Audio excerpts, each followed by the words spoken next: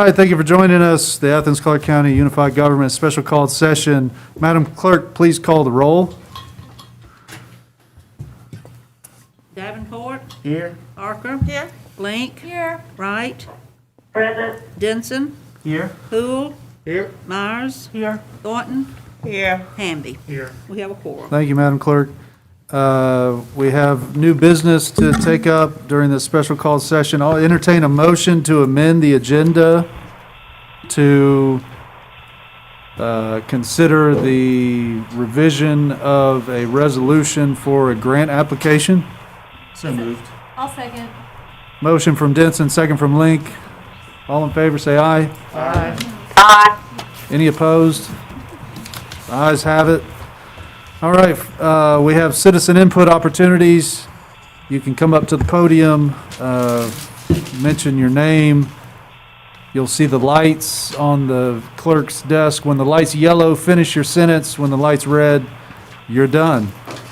And we will look for the next contributor. So any public input, step forward on items 1 through 8.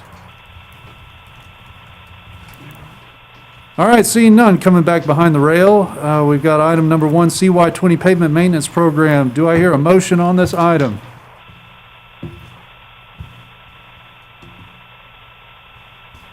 I had a few quick questions before making a motion, if that's okay. Okay. Unless anyone would like to make a motion first. I'll make a motion Okay. I'll second, yeah. What's the motion on the floor? to approve. All right, motion to approve from Link, second from Denson.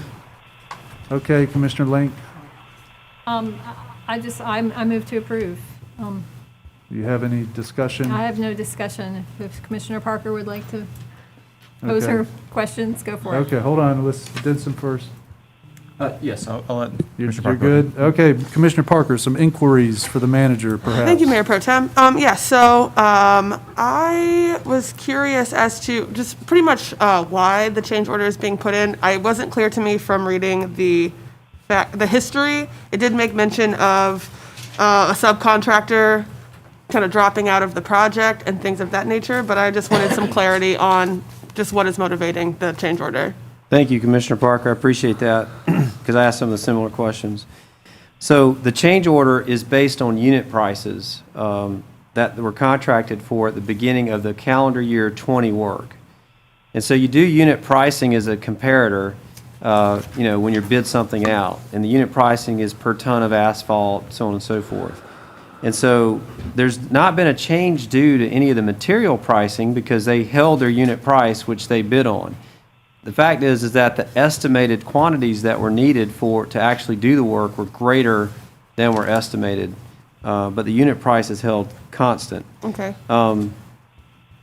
So you can't exactly identify the quantities of work because some of the conditions are hidden between the existing asphalt. And some of the reclamation, for instance, there was more sub-base that had more stuff that had to be taken out and more stuff put back in. To be Sure. overly simplistic, the sub-base was weaker than we thought. We also had to use more preventative maintenance. Crack seal was needed than originally anticipated. So once it starts, it goes downhill. You wait longer on it. It's more expensive, and so that's the nature of the change order. Understood. And those original estimates, were those offered by staff or were those estimates on the part of the contractor? The new business? Okay. Is that like, when we put it out to bid, are those our estimates, or do they get back to us and say, hey, this is our estimates for how much asphalt we'll need, et cetera? I think we give the actual. 1 second. Give me 1 second here. We give the measurements for most of it, Okay, and then they compute. What they because they're going to base their unit price if it's very little material, and they have to mobilize. So we give them an estimate of what we think it's going to take, and then they respond with their unit pricing, and then there's the actuals that they bill against once it's all done. okay. That makes sense. I know there's imaginably things that they can't quite foresee when starting a project or, moving through it. And perhaps this is a question, like a longer question that we could address later, but as I started thinking through this, I was wondering under what circumstances contractors are allowed to initiate change orders in case, they perhaps were the lowest responsive bidder for a certain price, but then they can come back and say, well, actually, we need more money as a way to sort of get more money from us. Well, one of our sort of checks and balances on this is that we actually have inspectors that go and inspect the work as it's being done and after it's done, and so we verify, Okay, in general, those quantities. okay, thank you. I'd be happy to support this, and that's all I have. I need a motion to table this item from the body real quick, just to do a little housekeeping that the clerk has brought to my attention. Second? Motion from Davenport, second from Parker. All in favor, say aye. Aye. Aye, thank you. We need to consider a motion to suspend the rules to adopt these items for consideration. Do I hear such a motion? So moved. Motion from Link, second from Myers. All in favor, say aye. Aye. The ayes have it. Okay, can somebody please move to pull number 1 back off the table so we I'll can... move that we pull number 1 back on the table. Okay, Second. thank you. Motion from Link, second from Parker. All in favor, say aye. Aye. All right, it's back off the table. Can I hear a motion on this item? Move to approve. Second. Motion from Link, second from Denson to approve. Any more discussion? I do have one. Russell, can you confirm what number you're on? Number 1, Thank you. yep. Commissioner Myers? I do have a quick question because I've been listening to the TSPLOST discussions on this. According to the expenses here, there's $6,478,540 designated TSPLOST future PMP construction for future tiers. Is that the remaining that we have for the remaining 2 tiers that's left in the TSPLOST budget then? Am I correct on that? Well, after this change order, we anticipate there'll be about 7.1 million that will be expended in calendar year '22 that will exhaust the TSPLOST 2018 funds. In which calendar year? Calendar year '22. So the remainder of the TSPLOST funding, after this is all said and done and we get done with calendar year '21, of the original 24 million, we think there's 7.1 million left, and we will spend the entirety of that next year. We'll put that all out to bid. So that'll be zeroed out before the next TSPLOST gets to an effect, in there, Yes. voted on and collected on. Okay, thank you. All right, any more Wait a minute, you're saying that will be before? Well, so the vote on the TSPLOST 2023 would be... Let's slow down. Let's speak to this motion in particular. Go ahead, Manager Williams. Sorry. So the TSPLOST 2023 would be voted on in May. I'm not sure when collections would start, maybe a few months after that. There may be some overlap of finishing up calendar year '22. The last year or two, we've drifted into the spring of the ensuing year to finish up, not unlike this year. And so but this next cycle of paving will exhaust the remaining TSPLOST funds, I think is really the question at hand. Okay, any more discussion on this agenda item? Commissioner Hamby? Sure, and I'd just like to point out too, in previous agenda items that we looked at with the road paving, there's also several different sources of revenue that come in for us for doing this, LMIG, and some general fund dollars actually as well. And those are usually listed here. They're not listed on this one, which is fine, no big deal. But I will say also that what we're voting on tonight is a continuation of the 2020 Pavement Maintenance Program. So we're not completely through with that one yet. And for 2021, we've only completed about 40% of the paving that needs to be done, which should have been done, which all should be done by 2020, December of this year, of 2021. And then we'll move into 2022. So just to indicate, I mean, I'm sure there's going to be a contract modification for 2021 as well, for them to be able to finish the work. So just to keep that in mind as we're looking at the dollars. Thank you. Okay, any more for or against the motion? I'm planning to support the motion, but I guess I do just want to clarify. So this says that the 2022 money that's referenced in this agenda item is supposed to be run through and that PMP completed by March. Is that correct? I don't know if I understand the question, Commissioner. Let me see, it's facts and issues.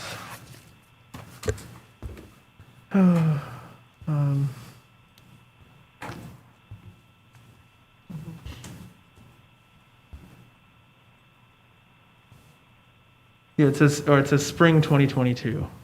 So I guess maybe could you clarify, it's facts and issues 14. It says they've also requested a time extension for the CY21 pavement maintenance plan to complete it in spring of 2022.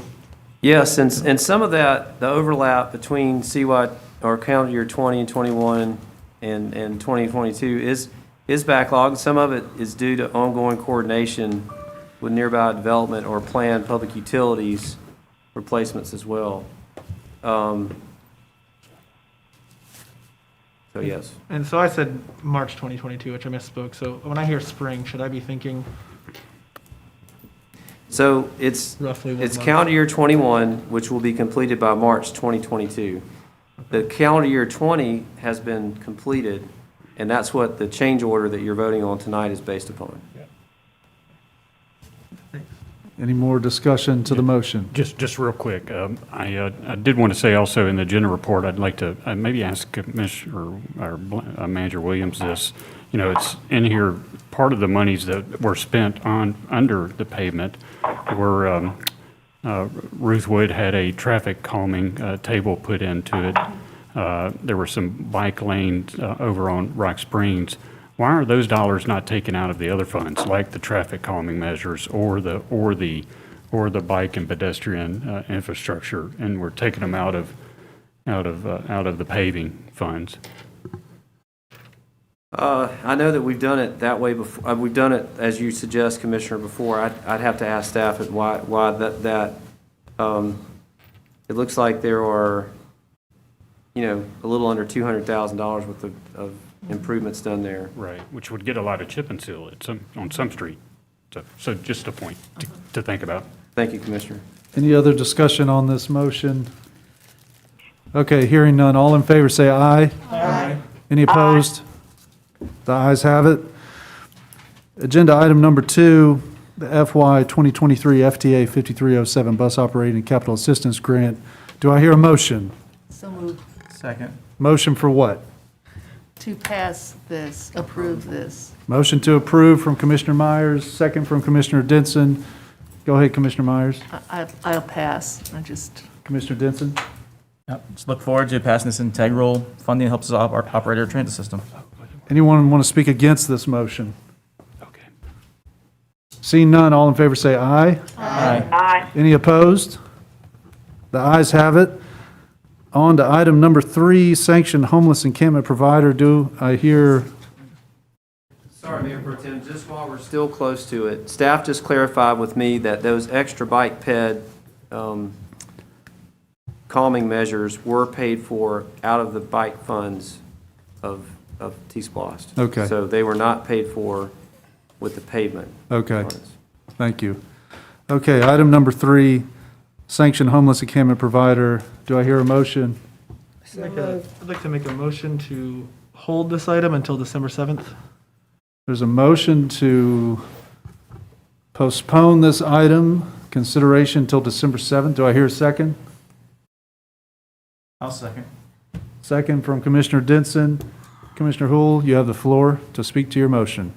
So having spoken with staff and members of the organization that are the sole applicant to the RFP and to other members of the Homeless Coalition, it seems like everybody's on the same page about needing a bit more time to get what would be attachments to this item in order, the contract and things. And so in order to make sure that we're getting all our I's dotted and T's crossed, I think it will be to everyone's benefit for us to give everyone a bit more time. And I'm excited to hopefully be supporting passage of A through E with attachments included in December. Commissioner Denson, I'm good. anybody want to speak against the postponement to December 7th for this agenda item? I'm not going to, Commissioner Thornton. I'm not going to vote to hold it. I'm getting different versions of what is going on. And until I am sure of what I'm voting on, I'm going to vote no. But hopefully, whatever the miscommunications are, is cleared up by December. Anybody would like to speak in favor of the motion to postpone? I just have some questions. I'm not in favor or against. I guess I need some more clarity as to why we would postpone it. Does management have any input as to the incompletion of the item on which we're voting? Yes, and we had a meeting as late as yesterday afternoon with members of the coalition, Athens Alliance Coalition, and other folks. And at the end of the meeting, the representative there agreed that it would be helpful if we had a roundtable meeting with Advantage, who has offered to provide the supportive services, and also to understand that the coalition wants to provide access to laundry and showers and how that would be procured and who would do that. And so to make sure that the scope of services that is an attachment to the contract that you would vote on is absolutely clear for all. And I will say that I know there's some frustration because of the need to address the issues. But again, we've got several things here, compressed timeline, a new venture, if you will, for all of us. And then, the federal guidelines that really don't have a lot of room for wiggle room when it comes to accountability. And so we're trying to make sure that all the I's are dotted, the T's are crossed, and that, that once that contract's signed, hopefully we never have to look back at it and we're moving forward. And so at the meeting yesterday, the representative for the coalition agreed this is what we should do. Give us all of us a few extra weeks to button it up. And beyond that, give you the opportunity to see the draft contract as to form, since you'll be approving that. Give the public the opportunity to see the agenda item and the associated contract, and not try and force that through right now without that transparency. Okay, thank you. Yeah. Okay, would anybody like to speak in favor or against the motion? Commissioner Myers? I'm in favor of the motion, and I do want a clarification again about process. Right now, on the agenda that's actually available to us through our FTP site, but also the public one, there's nothing listed for this agenda. However, we as commissioners have got an agenda item report, I believe another document, a spreadsheet of some sort, or like a budget spreadsheet. Are we not making those available to the, and actually what I'd like to clarify for the public, because I think this is really important, is that that agenda item report is there, but there's no contract. So it makes no sense at all for us to be voting on this because there's no chance to review the contract and the details of it. Is it standard procedure then to not post that agenda report so that other people could sort of get an idea where we're at, or perhaps the Mayor Pro Tem could address this, or? So, questioning specifically, Manager Williams, why was the contract not in the agenda report? The contracts weren't ready with their final detail. The Attorney's Office has prepared draft contracts as to form. I had sent a draft agenda item out Friday evening to the commission so they could understand the substance of it, but it was subject to change, so it wasn't ready to be posted for the public. Okay. And my hope was, I know that the impetus was to try and have a vote this evening, and based on our meetings yesterday, late yesterday, if we were able to get everything resolved, then we would post it, 24 hours before the meeting at a minimum. But we just weren't able to get it resolved, and both parties at that point agreed, let's just, make sure, an abundance of caution, we got everything nailed down and buttoned up. Thank you. So in fact, there's nothing to vote on in terms of a contract tonight at all. And I appreciate all the work you've done, and I sure hope that we can get that contract out on the agenda on the Friday before the voting, so we have time to review that. I know you guys have all been working hard on this, but I think we can beat that deadline. great. Okay, any other debate on supporting the motion to postpone? Yes, Commissioner Thornton. It's not a debate. My question is, what steered this encampment concept forward was an agreement, a tentative agreement with CSX. We have passed that deadline. So what is the position of that was the whole impetus of this encampment. So where and why, my question is, where and why now are we doing an encampment? Where and why are we doing an encampment? Yeah, I mean where and why. Let me say, where are the homeless people now since we have not moved forward on the encampment? There's still homeless, present on the property as I understand it, but I don't know who's, I think they're still there to some degree. Okay. I think that, again, never mind. We'll pass on this one, but no, I'm not voting for this. Okay. Commissioner Hool, for or against the motion? Well, I am in favor Or of. for the motion, of course, you made it. Go ahead, I made sir. the motion to hold. Yeah. I'm still in favor of Yes. it. I'm looking forward to us moving forward with a different motion in a couple of weeks, hopefully, to approve the contract, which I'm looking forward to seeing a final version of. I guess just to speak to the concerns raised by Commissioner Thornton, as the commissioner here who's spearheaded that resolution and worked with a lot of people in drafting it, the CSX encampment that was mentioned is one major factor we're dealing with in the community, but it's not the only one. We have hundreds of people who are living outside with inadequate shelter space, and there's a great need to be met that nonprofits and just volunteers and people in the community have been working really hard to meet for years and years and years. And the resolution is designed to do a number of things for the government to start playing a more proactive role with the coalition, including this encampment, but also re-examining our policies and evaluating what can either be drafted or changed in response to folks who are either homeless or perceived to be homeless, as well as the strategic plan that we've been referencing in past meetings. And so we still need this encampment because the people who are living outside in this community still need a place to go and currently don't have one. And I think we also need this encampment to succeed. So as much as the need is yesterday, the need is 10 years ago, really. I'm in favor of holding because I want to make sure that we are able to succeed and that we don't move forward on something that the federal government will then, look at and say is not in right order, and then we need to, take the money back and close it down. So I hope that's a sufficient explanation for my understanding of why we're here and why this is still relevant based on the resolution that kicked this off months ago. Thanks. Would anybody like to speak against the motion to postpone? Okay, seeing none, do you have something pressing? I just want to respond, Commissioner Thornton. So the police have spoken with CSX about this, and they've actually come to see the county site for the camp, and that has given them a willingness to allow time for us to complete it. They see the good faith effort that's moving forward. Okay, thank you. All right, all right. Anybody else against the motion? Okay, last time. Last thing, I really want us to decenter this from CSX.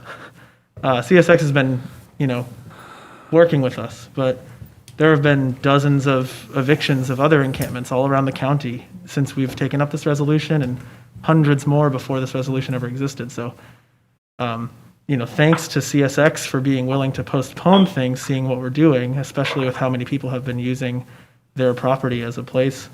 But this is not at all about, this is partially about that, but this is not in any way entirely about CSX. This is about a chronic county-wide issue that has been experienced for years by many people. Thanks. All right, Madam Clerk, please call the roll on the motion to postpone this item to December 7th. Poole, Yes. Myers, Yes. Thornton, No. Hamby, Yes. Davenport, Yes. Parker, Yes. Link, Yes. Wright, Yes. Denson, Yes. 8 yes, 1 no. Thank you, Madam Clerk. Okay, item number 4, eviction prevention. Do I hear a motion? Commissioner Hool. I will make a motion to hold this item until December 7th as well. Okay, a motion to postpone till December second. 7th. Do I hear a second? Second from Commissioner Myers. Go ahead, Commissioner Hool. Rationale for this is essentially the same as the previous item. Situation's pretty different. The needs we're trying to address are similar in terms of housing crisis. I've been encouraged by everything I've heard about the work staff has done with the organization, AFDC, to get us to the point we're at. Similar to the last item, we've seen draft versions of things that are not yet posted for the public to view because they're not in final form, but hopefully they will be soon. Still feeling the urgency I've felt since December of last year when Commissioner Denson first introduced the idea for this program to all of us, and hoping that we'll be able to finalize it in a couple weeks. Thanks. Commissioner Myers? Yes, I agree with this tabling. Like with the last one, I am not ready to vote on something that we don't have any details on, and I do for this. I realize we're in new times now with a lot of federal funds coming in that we're rushing to, or not rushing, well, we are in short time spans to try to figure out how to do things in new ways. But I think we also, it's really important for us to do the due diligence and making sure we have the contract and the accountability built in for such contracts, because we are talking about important issues and important problems, but we're also talking about large amounts of money. So I look forward to reading and reviewing this contract in detail, again, before the Friday, before the next voting session. Thank you, Commissioner Myers. Anyone against the motion to postpone? Commissioner Thornton? My postponement is based on the same as the eviction prevention. There's just a bunch of misinformation and miscommunication. And if I'm getting wrong information, I apologize, but I'm not going to vote on something that I think that it looks like it is being hindered deliberately. And as far as the motion earlier this year, we had 5 groups that dispersed money for eviction prevention. We never got one report on how well they did, who they served, and we created a whole new model where we should have been able to build on the 5 groups that received those CARES dollars, and even use a part of working with the magistrate court. If that had have happened, I don't think we would have had a gap like we've had with the eviction prevention. But we changed the RFP. We made it very difficult for some people to be interested in applying. And we neglected to acknowledge those people who were helped with eviction prevention with the CARES money in last December. So again, I won't be, and let me say this, my no's does not mean I support or not support any proposal. That's not what I'm speaking to. I'm speaking to the process of that seems to be ambiguous. Thank you, Commissioner. Anyone for the motion to postpone? Commissioner Denson? Thank you, Mayor Bertone. I do first have a question to the staff. With us postponing this, do we still see that this program will be able to be started in December? I know it obviously can't start on December 1st, which is the first date, but do we feel like it's going to be pushed back greatly? I would expect it would start January 1st with a December 7th vote. Okay. Thank you, Manager Williams.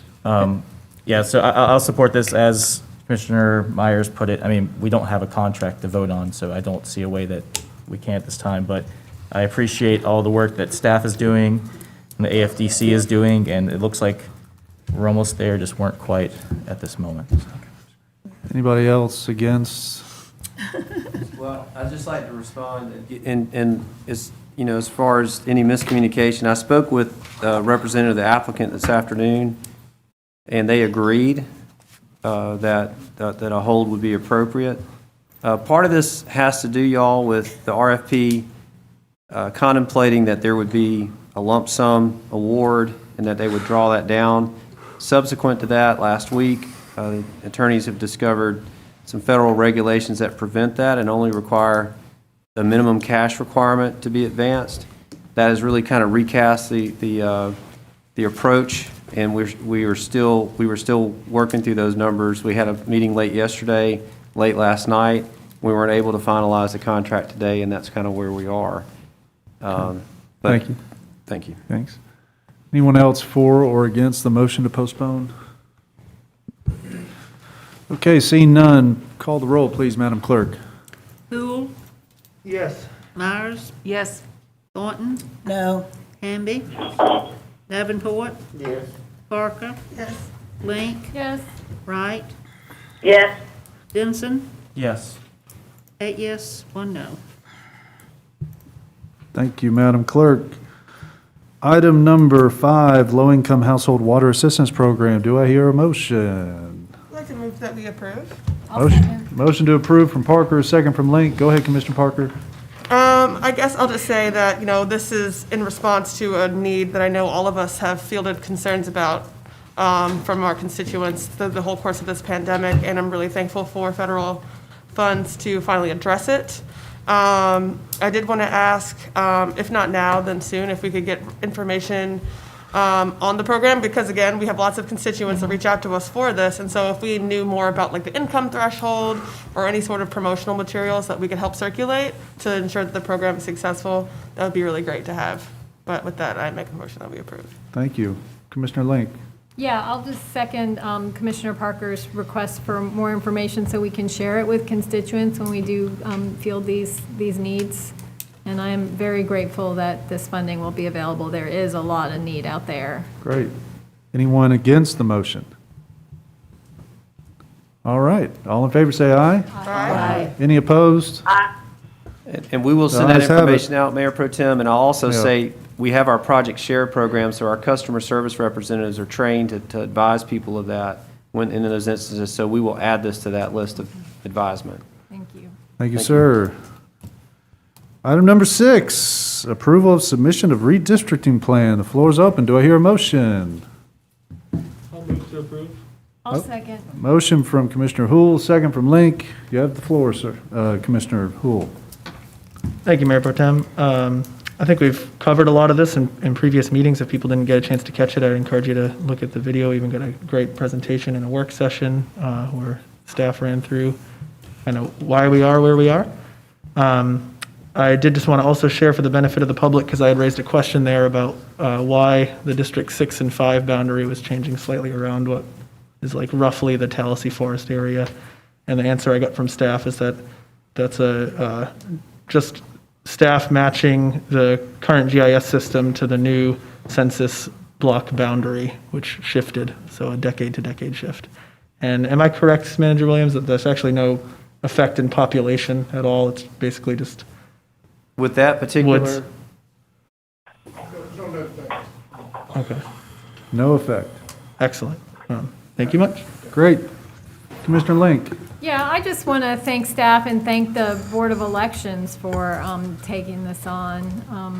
I know it's not a perfect process, and it's probably not a perfect map, but we were on a very, very short time schedule. The state was very reluctant in handing that census data over for us to begin this process. So I believe that they both did the best they could with what we had in the time frame that we had, and the result is a minimal amount of Athens-Clarke County voters being impacted. So as few people as possible will be voting in a different district. Thank you, Commissioner Link. Anyone against the motion to adopt the maps? Commissioner Hamby. Sure. Thank you, Mayor Pro Tem. And I'm against the adoption of proceeding in this way, just because of the process. We've known for 10 years that redistricting was coming. And we certainly could have started something earlier without even having the census data available. We could figure out what our population is. We know where people live and how. I know we need the census data, but certainly we could have had something on the ground, something they worked on before we get to this last minute proposal like this. So I won't be supporting the process or this moving this forward. Thank you. Thank you. Anybody for the motion? Commissioner Davenport? Just for the edification of the public and from Manager Blaine. So approving this does not change the boundaries. We still have to go to the state for approval, correct? Yes. All right. Okay, thank you. Anyone else against? Anyone against? Go ahead, Commissioner Thornton. I'm against, very similar to Commissioner Hamby. I don't feel as though it's, it seems that we have a habit of taking major issues and getting crammed in the 11th hour, not just with the redistricting, but a lot of major things. And then we spend a lot of our other time on things that never come to fruition. We should have been working on this, talking about this a long time ago. This impacts a lot of us in more than one way, and we want the equity in that one vote to be valued by our constituents. I don't think that we do enough to educate our constituents on how these things work. But these 11th hour, but I will say this, I do appreciate the Board of Elections efforts and Joe's efforts for working in such time constraints. But we need to manage our time a little better so we can get a much more effective, unless it's deliberate that things are always being pushed at the 11th hour, I don't know. But we need to work a little bit better with our time and our schedules. All right, for the motion? Oh, I just, Commissioner Davenport somewhat covered what I was going to say about the fact that this map is a suggestion, and it's only sponsored by one member of our state legislative delegation, so the other two, haven't been involved in our local process yet. So I encourage folks to stay engaged with this as this map moves to the Capitol and is considered by the reapportionment committee, and give testimony there. Because they will ultimately decide what these districts look like. But I think we came up with something pretty good for now. Thank you, Commissioner Parker. Could I, Anyone else against? Okay, I can do, we can do, okay. We want to say more for? I just want to clarify for. I think Commissioner Denson was first. Yes, you go first, right.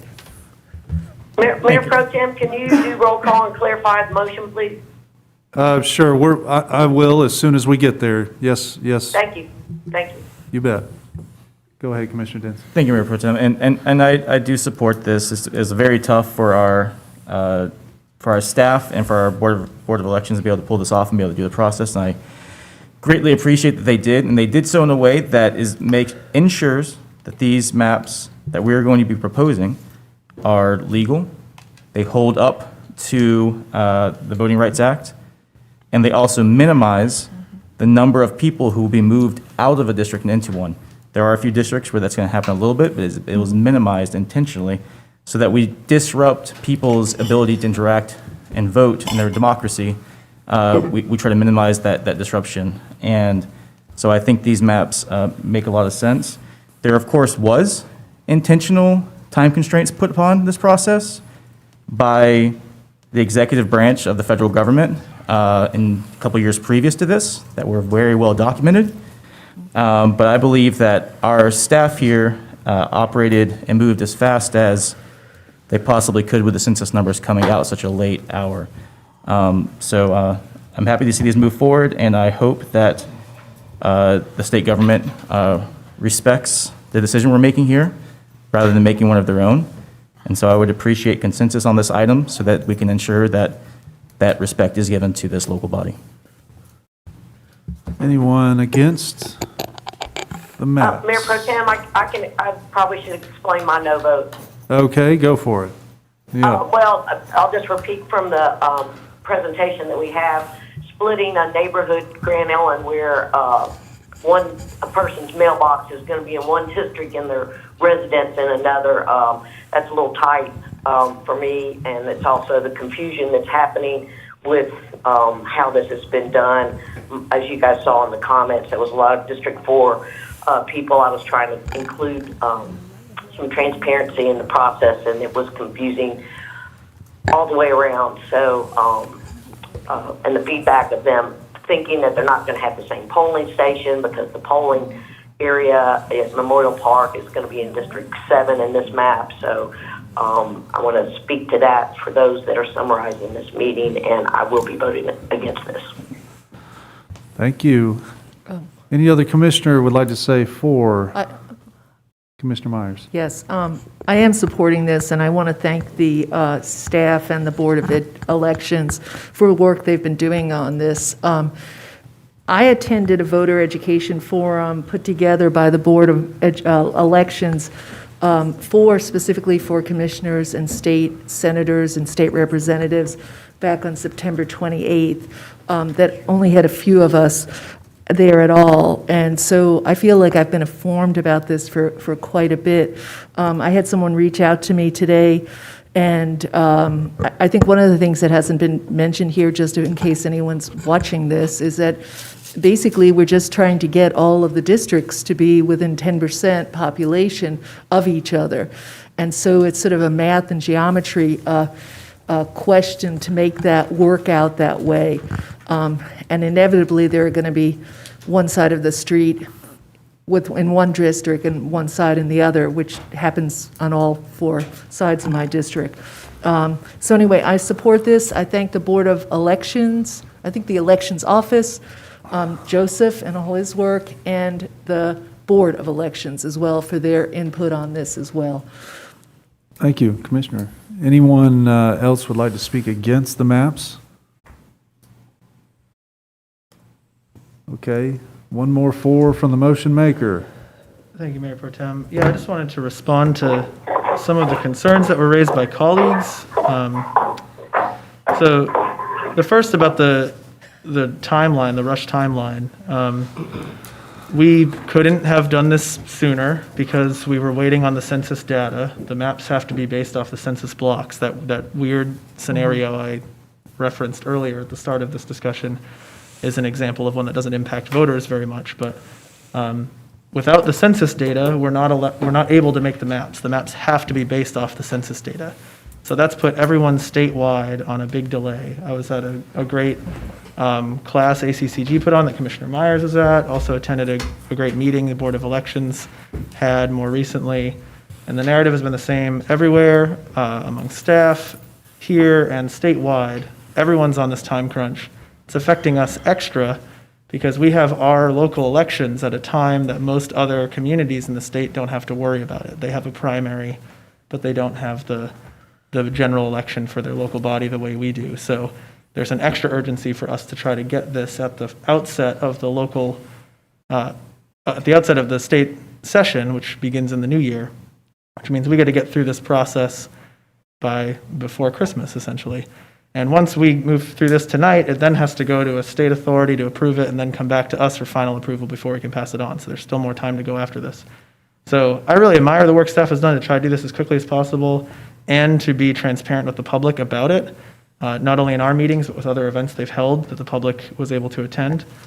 And I admire how much they've been able to pull together on that condensed timeline. Again, a timeline that we're stuck with that we inherited from the delay from the Census Bureau. And my understanding from that also, as relayed in some of these seminars that some of us were at, is that it's about a 5-month delay. So we would normally have had 5 additional months with this that we just didn't have this time around. Also, to speak to the concern that was raised about mailboxes across the street, I mean, that scenario that Commissioner Wright is speaking to is unfortunate, and it's the result of a confusing history of our districts being changed on us and also originally having aligned with the school board districts. But school board added a district, our districts got changed around on us, and now there's all these mismatched numbers. That's also something we've inherited from past years that we can't totally resolve. But what I really admire about this process is that it has done that to as few people as possible. So even though that is happening to some people, it's happening to as few people as possible. And that was basically one of only 2 criteria that we used in this process. The first being to balance the numbers, which we need to do legally and for the benefit of voters to have equal representation, and then to move as few people as possible, addressing the very concerns that Commissioner Wright spoke to. So hope that clarifies some things. And the last thing I just want to share real quick. Your light's on. I see that. All right. Representative Gaines was at that event at the Board of Elections. And that, to me, has shown a good faith interest from our state delegation, not just from our sponsor, Representative Fry, but from other representatives, that they're taking an interest in what we're trying to do here. And so I hope that we can move forward acknowledging the good work done here in a way that puts forth a good document for our state delegation to consider and hopefully adopt on our behalf. Thanks. All right, against the maps, Commissioner Thornton. Turn the light on. Yep, Jeez. it's coming. You're green. Turn the light on, Green Jean. means go. We're here for you. Again, I don't want my no vote to indicate or be an assumption that I don't appreciate the work that our staff has done to come up with something as we requested. I even admired some of the creative maps that were being worked on. So that is not the issue at all. My point is, and still is, that there are things that we can do as a commission to use our time better, and one or two people who have, that we as a group can use our time better. No, we could not have probably drawn the maps because the census data was late. I'm just saying there's conversations that we could have had to prepare us for things.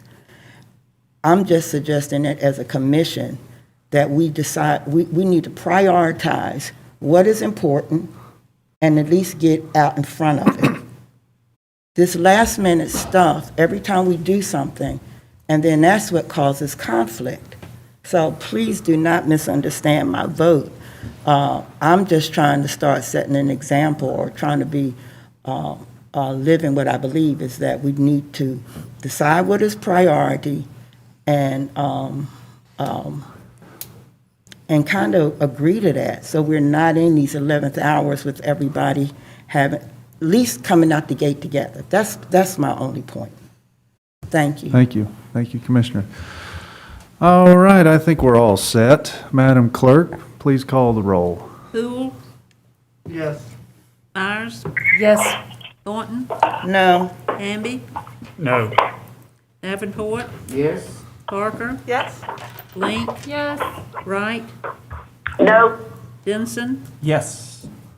6 yes, 3 no. Thank you, Madam Clerk. Next, we have item, Attorney Drake, are we okay? Yes, we're great. You have a resolution to approve a settlement, and I would recommend the commission approve this settlement. All right, item number 7, settlement of claim. Floor is open for a motion. Also move. Motion That we from approve. Commissioner Thornton to adopt the settlement. Second from Commissioner Denson. Commissioner Thornton, would you like to? I feel almost a little guilty because I did not know of the passing of this person due to an accident. It really shook me when I got the email from Attorney Judd Drake. This lady really was Athens. With her handicap and her disability, it never slowed her down. She was one of my strongest constituents. It's unfortunate. I also feel very badly for the person who was driving, and I wish healing and comfort for his family. But this is a great lady. I'm just stunned, and yeah, that's where I am on this one. Thank you. Thank you, Commissioner. Commissioner Denson. Yes, I'll second the comments that Commissioner Thornton made, and that Ms. Stern was a great Athenian who served this community very, very well. And it's beyond sad that this tragic accident happened and we don't have her with us anymore. Anyone against the settlement? Seeing none, all in favor, say aye. Aye. Aye. Any opposed? The ayes have it. Commissioner Link, I saw you waving. Did you have something? Yeah, I just had a comment. I knew Ms. Stern, too. We waited for the bus together often, and I was shocked when I got the email about her passing, and I just want to point out that this is an accident that involved an oversized vehicle, a truck, and there are sightline issues with these trucks, and I do want to continue to urge this government to reduce our fleet of these oversized vehicles wherever necessary. Thank you, Commissioner Link. Yeah, you can get a big truck with a flat windshield. You sit on top of the engine. Yeah. Item number 8, public safety officials and first responder supplement grant. Do I hear a motion? So moved. Second. Motion to approve from Commissioner Davenport, second from Commissioner Thornton. Go ahead, Commissioner Davenport. Yeah, anything to support our first responders is a great thing. And this is just a grant from the state. Governor Deal has decided to, our state legislative decided. Say it again. Governor, excuse me, Governor Kemp, I'm sorry.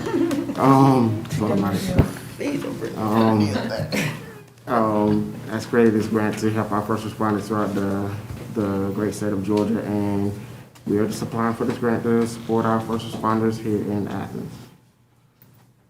Commissioner Thornton. I'm just going to ditto that. With Governor Kemp, not Deal. And I believe these are federal funds that are passed through the state, is that correct? Yeah, so it's federal funds from federal legislation passed. State is a pass-through.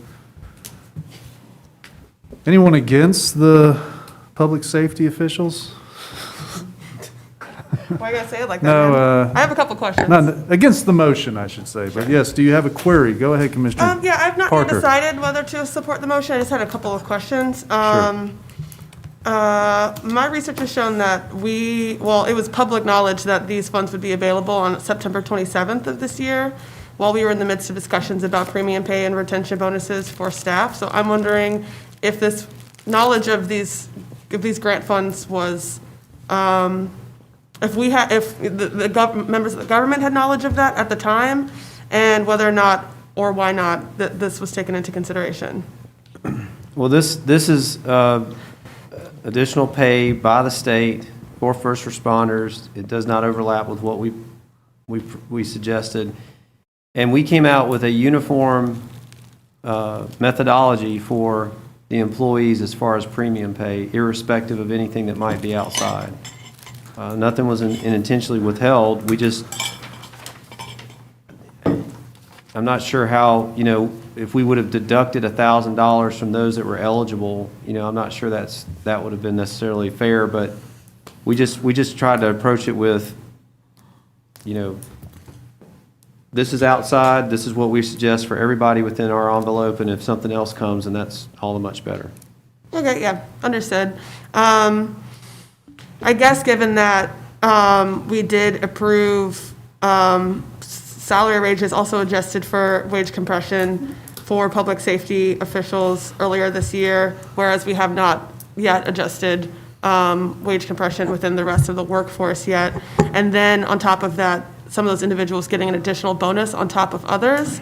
I have concerns that could exacerbate issues of morale that folks like Commissioner Wright have been raising throughout the year with regards to pay across the organization.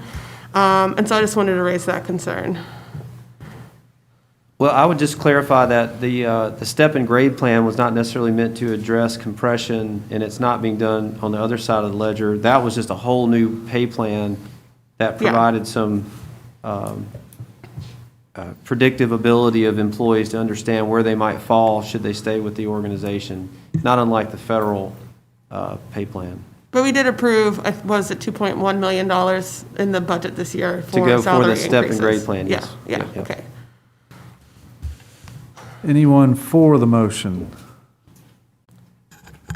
I'm Commissioner Myers? I'm for the motion, and I think, although I can understand where Commissioner Parker is coming from on that, I think it's clear that this is a special fund coming down from the state. The state made the decision across for this to happen across our state to public safety officials, and I think that it would not reflect well in our police, among our police force and other security forces if we were the county that did not give them the grant. So I support this and the work that they're doing, as well as the work that others have done for our county. Thank you, Commissioner. Anyone like to speak against the motion? Commissioner Hool. I have a question, and then I'm not sure where I'm at, but my question is, it says that we're going to be giving some of this to CCSD, and so I guess I'm just curious, is that like social workers, or is that teachers, or is that the officers that are employed by CCSD? It's the officers that are employed by them, and that would be eligible for this money. Okay, and so this is essentially, and it's not going to national EMS or hospitals or anything, so this is No. basically police, fire. Is it going to the sheriff and code enforcement or probation? I guess maybe just like a breakdown of which departments are getting this would be helpful. Sure, well, it's all the public safety folks, so, sheriff, fire, police, corrections, probation. Probation is part of it, okay. Are the courts part of it too, or no? I don't believe so. Okay. That's helpful to understand. I share concerns expressed by Commissioner Parker. I'm planning to support this. I mean, everybody who's working for this county deserves to get paid more, and I think we're always struggling to figure out how we can do that. So an opportunity to pay people more who have been on the front lines, I think, is an important one to seize. It would have been good to know about this sooner when we were discussing, just to at least have this in mind, especially because insofar as this is COVID-related pay to people who have been on the front lines and experiencing the most risk, it's certainly the case that first responders have been among those people, but they're not the only ones. I mean, our transit folks, our solid waste folks, our public utilities people, that story I shared the other week about being in a sewer pipe, like, that's some especially scary and dangerous work, especially in the early days of this pandemic. And I hope we can find some way to look out for those folks in the way that we are able to look out for public safety folks here, which I guess is maybe a plea to state officials who probably aren't looking at this, but if they are, it would be great to see more money come down for people doing the essential work for the public good in all arenas, because there are many of them. Thank you. Thank you, Commissioner. Who made this motion and seconded? I made the motion, Thornton, And I second. Okay, I was just making sure. Okay. And I never got to say nothing. Didn't you speak second? Did I? You said ditto. Oh, ditto. Ditto counts. I'm sorry. I'll wait my next turn. Well, okay, thank you, all right. Thank you, Mayor Pro Tem. Thank you, Commissioner Thornton. And just to cover for staff a little bit, we did discuss this actually at November 2nd meeting when we were discussing the COVID pay before we passed it, which, because I had also emailed this grant out about a month or so ago. We had a discussion with the manager's office going around, all of us did, answering questions. So this did come up before we took our vote. Just want to clarify that. And yeah, I do agree. I would love to see the state and the federal government send down some money that we can help out not only public safety, but also solid waste, transit, all those other entities that have been working so hard in our community. But I'm definitely happy to support giving some funding to public safety folks who were not able to work from Zoom during the heightened times of the pandemic, like we were and so many others. And even wanting to see differences in how some public safety enterprises work. I'm very happy to support this just so that we can actually ensure that we're retaining our good officers and actually even bringing in even better ones too. So, Thank you, Commissioner Denson. I'm going to pass. I'm just going to end up repeating what everybody else is saying. Okay. Anyone else against? Okay, Madam Clerk, please call the roll on the motion on the floor. Davenport, Yes. Parker, No? no. Blink, Yes. Wright. Wright, No. Commissioner, Benson, Yes. Poole, Yes. Myers, Yes. Thornton, Yes. Hamby. Yes. Thank you. I did get a note that Commissioner Wright had to run after, so, yep. Thank you. Now we have this, this final item to revise this ordinance so that we can apply for this grant. Manager Williams, perhaps you could give us a quick, concise synopsis, and we can open up the floor for a motion.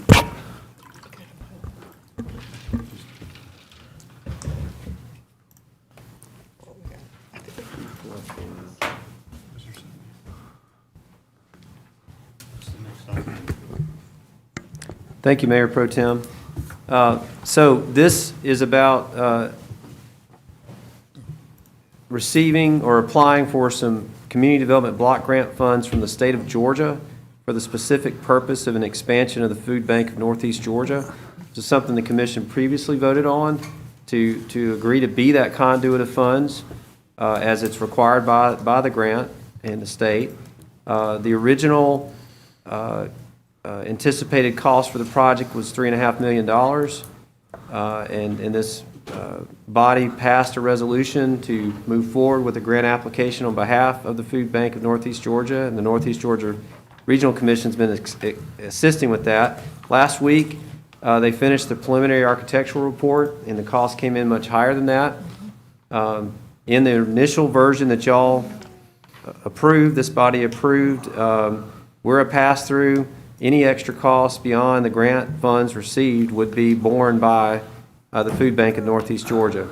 That is still the same approach that we are envisioning here. The fact is the cost estimates have gone up considerably and are now, total project cost is estimated at $18 million.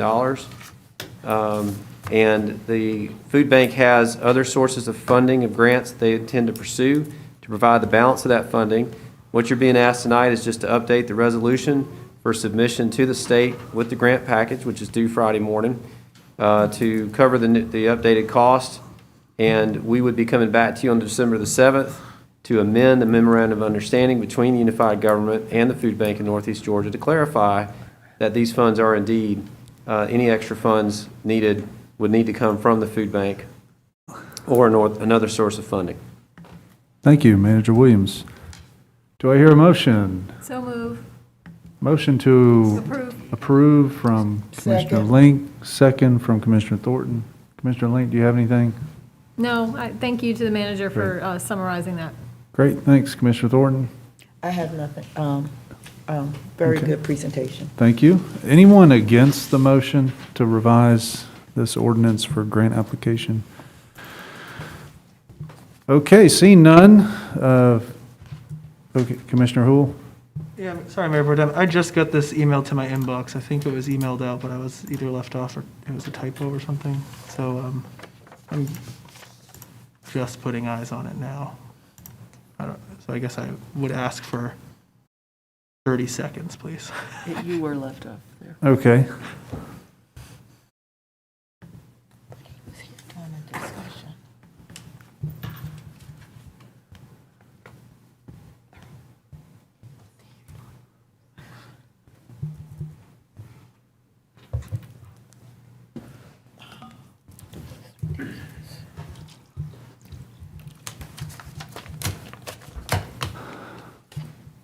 Okay.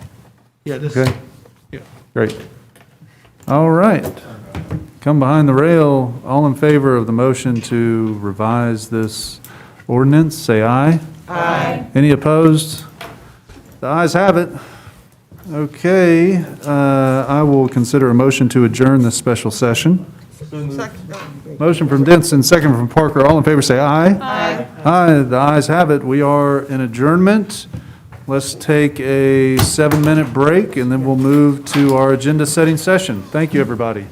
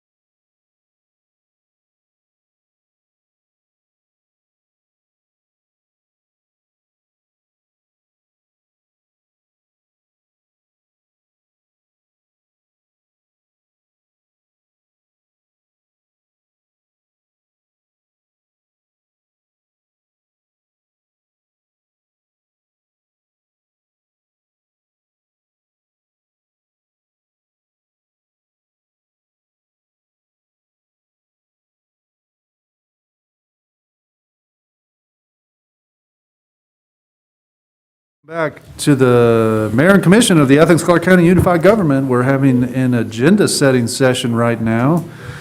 And unanimous consent to move the zoning items to the top. Is that okay? Okay, great. All right, so let's go ahead and do that, Madam Clerk, and let's get these zoning items out of the way. And I will move down.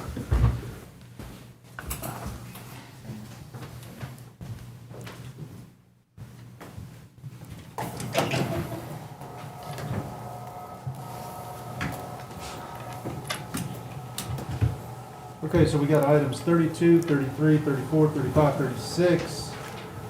Is there any,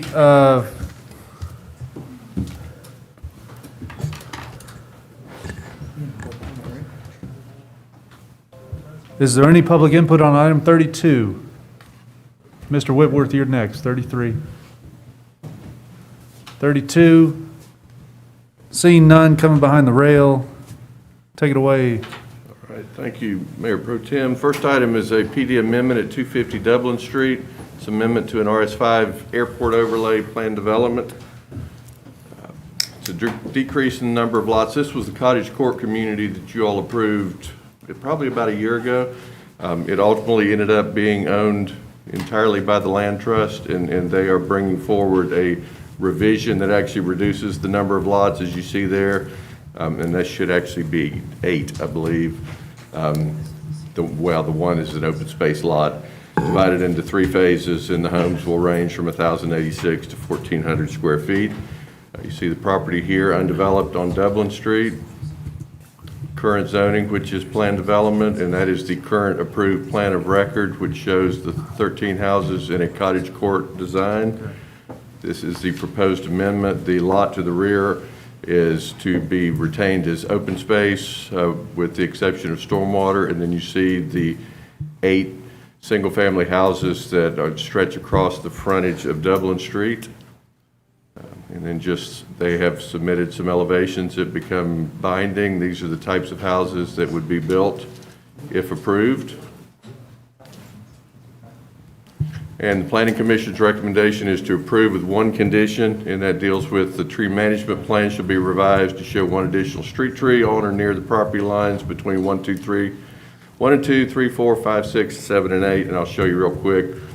You just look at where the X's on the site. These are site triangles off the driveways across, and they kind of fall in the gaps between where the existing trees are. We're asking the tree be put just kind of beyond that X. Each one of them, that keeps them out of the site triangle, which is what they were trying to do. It would give us a staggered pattern of street trees across the frontage, but it would provide 4 additional trees. And they said they could make that happen. So with that, the Planning Commission recommendation was to approve. Thank you, Mr. Griffith. Coming behind the rail, questions or concerns on the project? Commissioner Parker. This is in my district, so just a couple of quick comments. I would be recommending approval as well at our voting meeting in December. And I just want to let people know that there was really robust community input around this change in PD. They held a charrette maybe about a month ago and had a lot of neighbors come out and look at the new plans. I know folks were a little concerned with the original plan because there were more houses on the site. So this also meets some concerns about traffic and parking that folks had raised when we initially approved the plan back in maybe 2018, 2019. And I'm really glad that the neighborhood feedback was incorporated into this final, what we're looking at today. So I hope you all join me in supporting this in December. Thank you, Commissioner. Commissioner Link. Yeah, I certainly will support this as well. And I guess have a quick question for staff. Brad, where are we in the process of considering these kind of cottage court projects as by right or a special use permit or something to make it a smoother process for these kind of developments to move forward? I believe it was one of the recommendations generally discussed in the packet that was sent to you about a year ago from the Planning Commission to forward back to them. I mean, it kind of built into this look at missing middle or code amendments that would allow it. So it is on the radar. It's not currently being worked on, but certainly something that the Planning Commission is interested in doing. I mean, I think they're a little bit unique in that, in certain formats, a cottage court community with all the associated open space and associated common improvements doesn't lend itself fantastic to all types of affordable developments. because in the cottage court, you've got driveways, you've got parking lots, you've got things that are commonly owned that ultimately lead to there having to be a long-term financial plan within the owners of those houses. So when you've got to repave that parking lot, there's money there to do it and Yeah. other things. And so I think that may have been part of the problem, or part of the reason the land trust is looking at this more traditional. It meets their program Yeah. far better than the cottage court. But it is something we're certainly willing to look at. I mean, I feel like it would open up some of our in-town properties if that street frontage requirement wasn't necessary for every single infill home. And, you know, you can get these more modestly scaled homes. They may not be considered like low-income affordable, but they certainly are more moderate income affordable. So I'm just hoping to see that move forward sometime in the foreseeable future. Great. Any other commission concerns, questions? All right, thank you, Mr. Griffith. We've got now item number 33, public input on the request of Gerry Whitworth. We'll go ahead. Hi, I'm Gerry Whitworth, 398 Deering Street. I appreciate you moving this up, and I'm here because I feel this is something that has serious, it's a reflection on the existing industrial park. It's 289 acres. It's in the heart of the industrial park, and I know there's some opposition with a residential project across Spring Valley Road, and you know that this property was actually zoned industrial when that property was purchased and developed and those houses were built, but unfortunately it got switched out of the industrial into AR. But it is a critical matter with this industrial park, and that's one of our biggest tax generators that does not have that much impact on the cost of it being there. But just give it serious thought, look at it. I know it joins Noramco, it adjoins Mariel and other industries around it, and I've got a lot of support from those industries too that want to see it zoned industrial, but I'm here if you have any questions. Thank Thank you, you. Mr. Whitworth. Thank you, sir. Any other comments on on item number 33? Seeing none coming behind the rail, take it away, Mr. Griffith. Okay, item 33 is a request to rezone 1310 Spring Valley Road from agricultural residential to employment industrial. 289 acres of land currently used for agricultural and timber purposes. The rezoning would allow for the light manufacturing and other commercial uses, as is common throughout the Athena Industrial Park, to also occur on this property. It would not allow for heavy manufacturing, transfer stations, wrecking, those types of heavier industrial uses that are only currently allowed in our I zone but not in EI. You see the property here is on the northwest side of Spring Valley Road, south of the intersection of the Voiles Road four-way. Just as a point of proximity, I've got an aerial. This is Nakanishi at this location. You see the property currently used for agricultural and timber. This is the future development map or future land use map that shows it all as part of the Athena Industrial Park as an employment land use classification. And then the current zoning here is, you see this piece is AR.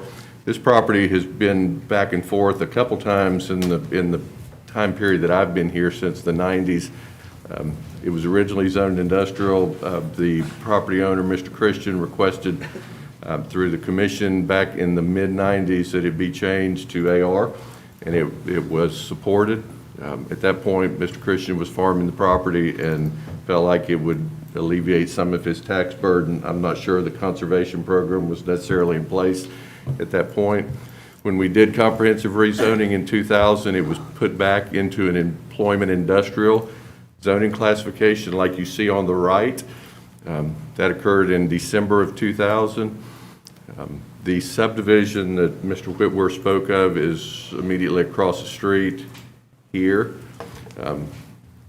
This subdivision was approved as a conservation subdivision in 2002. At that point, the Christian tract was still zoned as you see it today, and then a year or so later, it was rezoned in conjunction with a special use permit request for a subdivision.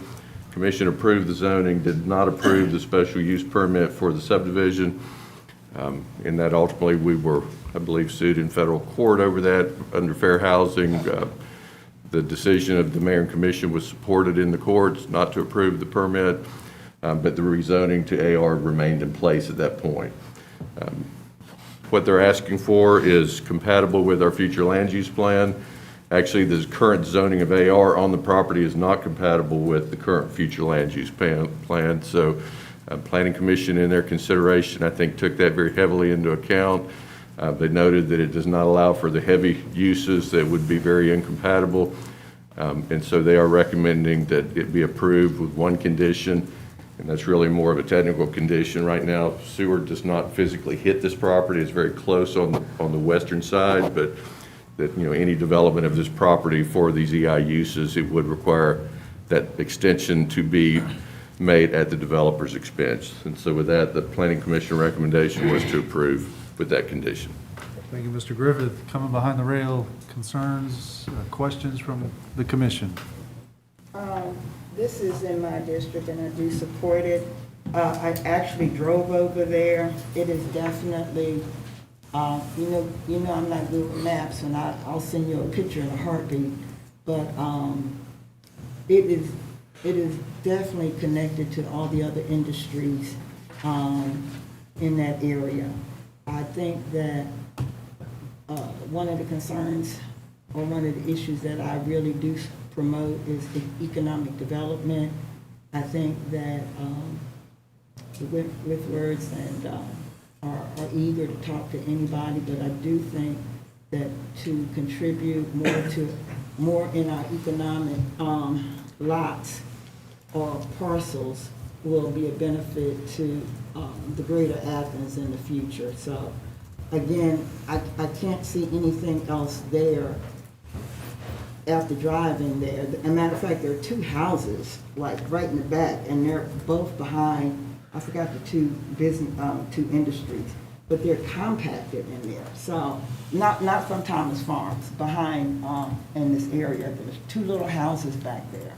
And I don't know how they feel comfortable living like that, but they're there. But it is definitely industrial already, and this is just going back to what it originally was. I did speak to that one person that voted against it, and the question was, they didn't understand why, if it was industrial, why did it go, if it was agricultural, why did it go back to industrial, and now they want to go back to industrial?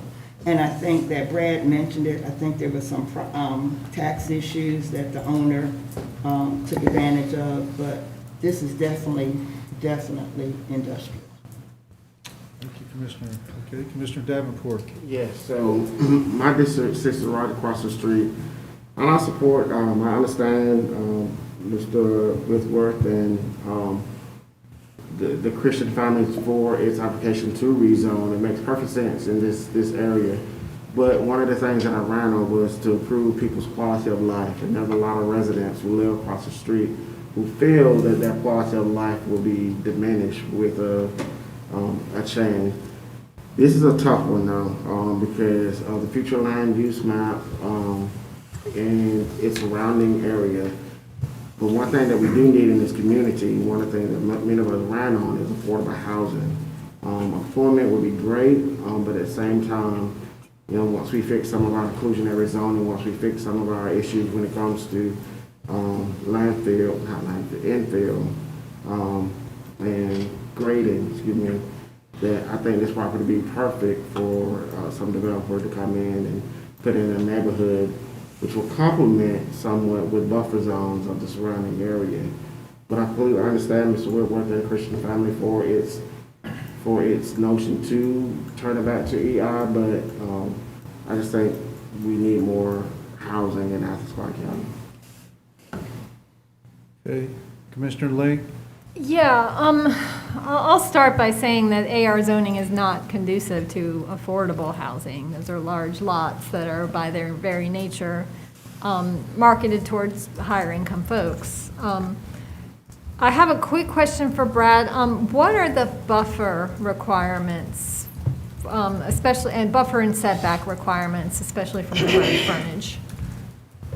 I mean, they're going to be really minimal along the frontage right now. It would be something you could consider as a condition to an condition? ordinance. Okay. But, you know, along a public right-of-way frontage, if you have AR across the street, it's not going, What if it were adjacent to AR? What are the buffers when it's adjacent to a residential? it's more than likely going to be your standard, and that is if it picks up industrial too. I know for commercial developments, it's your option of the 10-foot with a fence, 20 feet planted, or 50-foot undisturbed. Okay. Yeah, I think one interesting thing to point out, if you look just to the north of this property where the arrow actually is, you see the several small parcels that all have PDs on them. This was a product of that 2000 comprehensive rezone. Those are all older houses that are out there, people that have lived there a long time. The ordinance adoption actually restricted in 2000. It made single family just not a permitted use at all. So they're grandfathered, but if they ever wanted to expand, add a bedroom, sunroom, they couldn't. They all got together in about 2003, I believe. And I may be wrong, it's somewhere late 90s, early 2000s, but regardless, they didn't want to lose the industrial for long-term value of the property, but they also wanted to be able to expand their houses. And so that's what those PDs are about, is that it affords them the ability to live there, to expand their houses if they choose to, but to also, at a point later, to develop it as industrial. So I think they saw that at the same time that the value of the industrial zoning. But buffers along the road of any substantial nature would be something you would need to add as a condition if you Okay. felt strongly about it. Thank you. Thank you, Mr. Griffith. Commissioner Myers, concerns, questions? Yes, questions and concerns. I've received the many emails that we have from the residents across the street, and it's an area that I know pretty well. I'm out there cycling on that road a lot, and in fact stopped and walked on the property last week myself. And so I have a couple of questions in terms of its usage. Is the last time the new future land use map, was it really evaluated in 2008? Were there substantial changes in 2018 or not? I mean, I'm a little bit confused about that. I think it was changed back in '08, I believe, to employment. Okay, but I mean, in terms of the whole map, because I mean, I've been at meetings when, like for the whole county, we haven't gone through a real, Since 2000. oh, since 2000 there.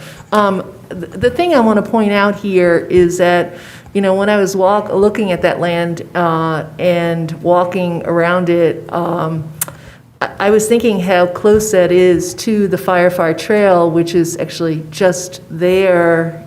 It all just changed, but, you know, it kind of shows where it'd be curving around actually into Winterville. And so this whole area, if you go further down Spring Valley on both sides, is residential, and we're making it more accessible for people to get into Winterville and then get into Athens as well. And I'm wondering if there's ever, you know, I pulled out and looked at the bigger map to see how far away the industrial is there.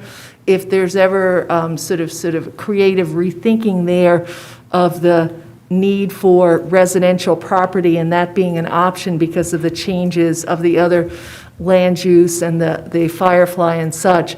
And so I did have a question about, in terms of Athens as a whole, the number of acres that we have in IE that are not developed, and the number of acres that are in undeveloped residential.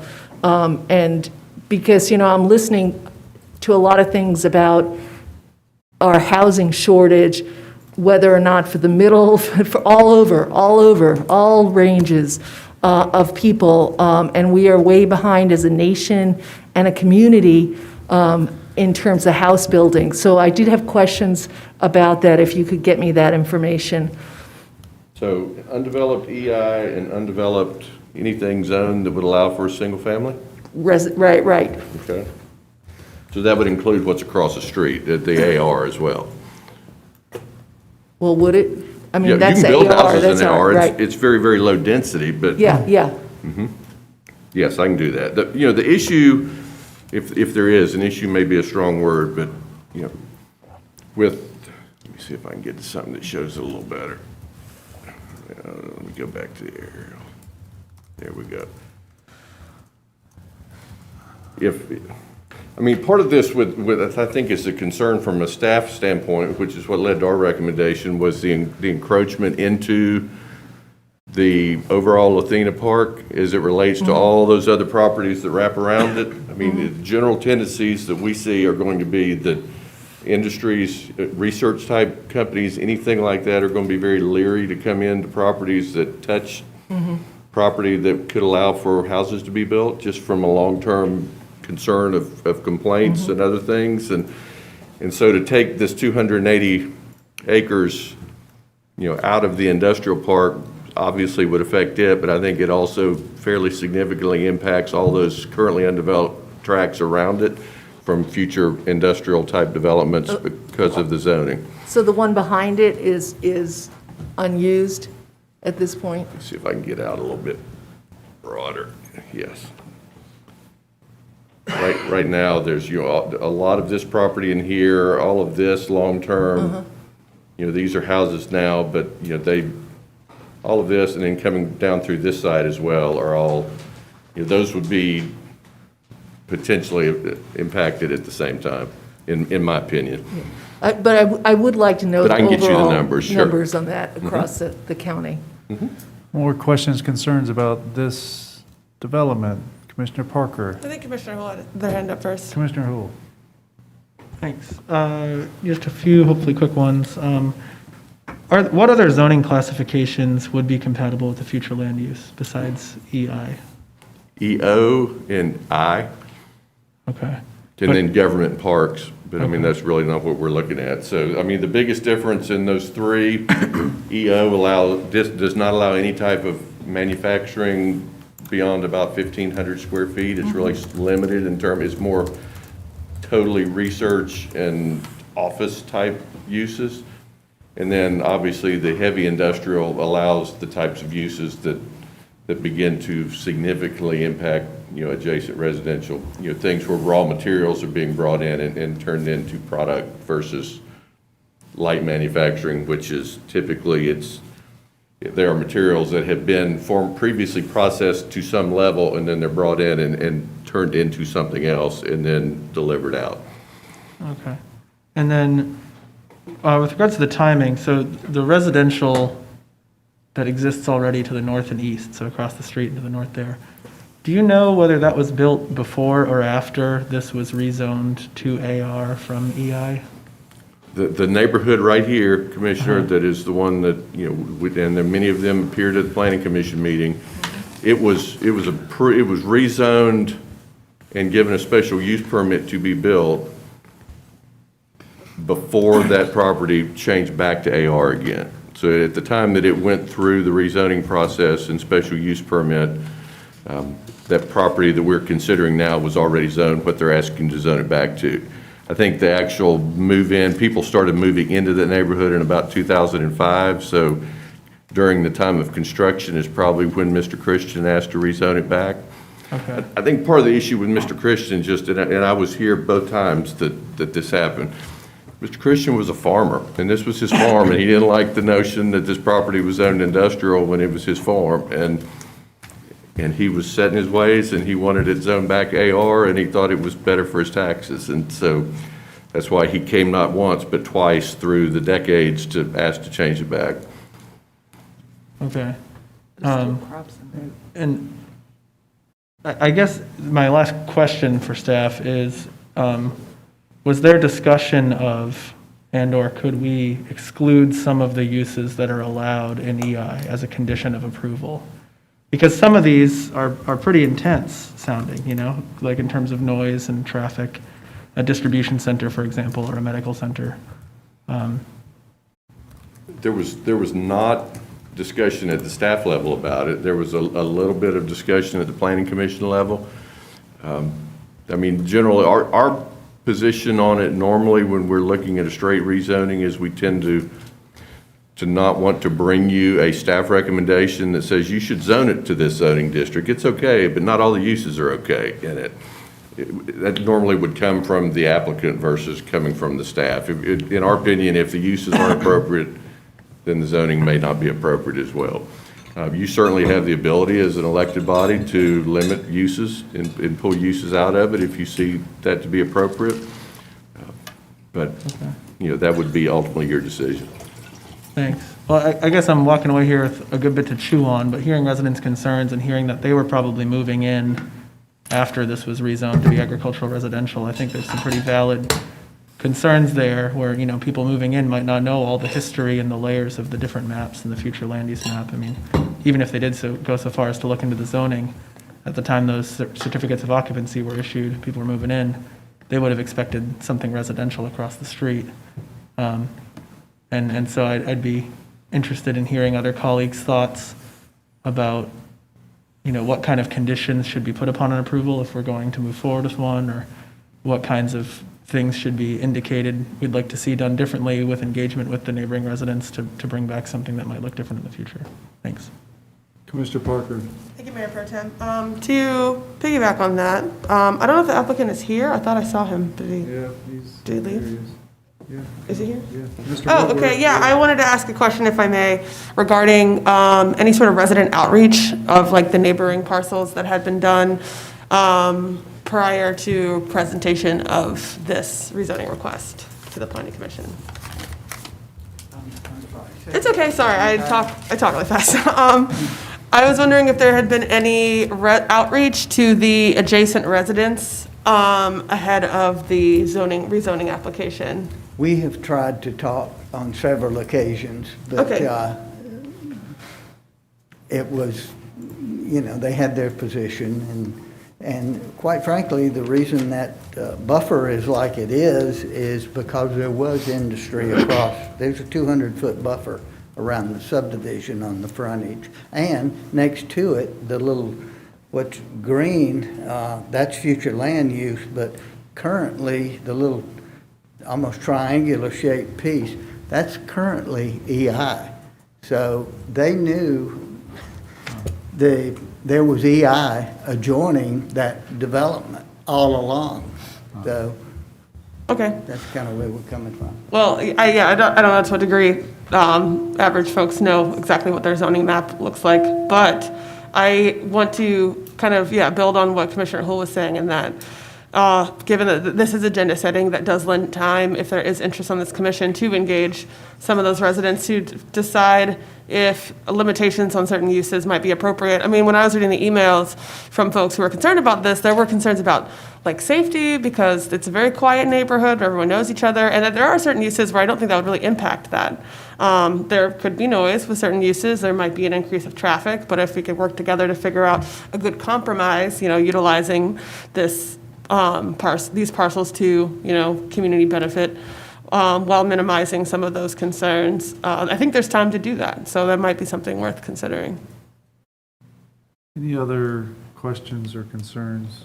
Commissioner Thornton? It's not a concern, and I agree, and I think that Mr. Whitworth and his son have made themselves available, and I'm sure that any things to move this forward would be appreciated and accommodated. And I guess what I'm thinking also is that not only the concerns of the residents, maybe we need to be also talking to the industries that are in that area too, the impact, or so maybe this conversation is much bigger because there are other industries in that area. There's a church near there.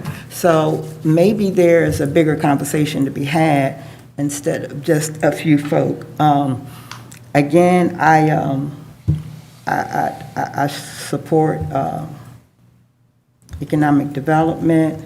I know we have people who are very strong on expanding the Firefly Trail. I totally get that.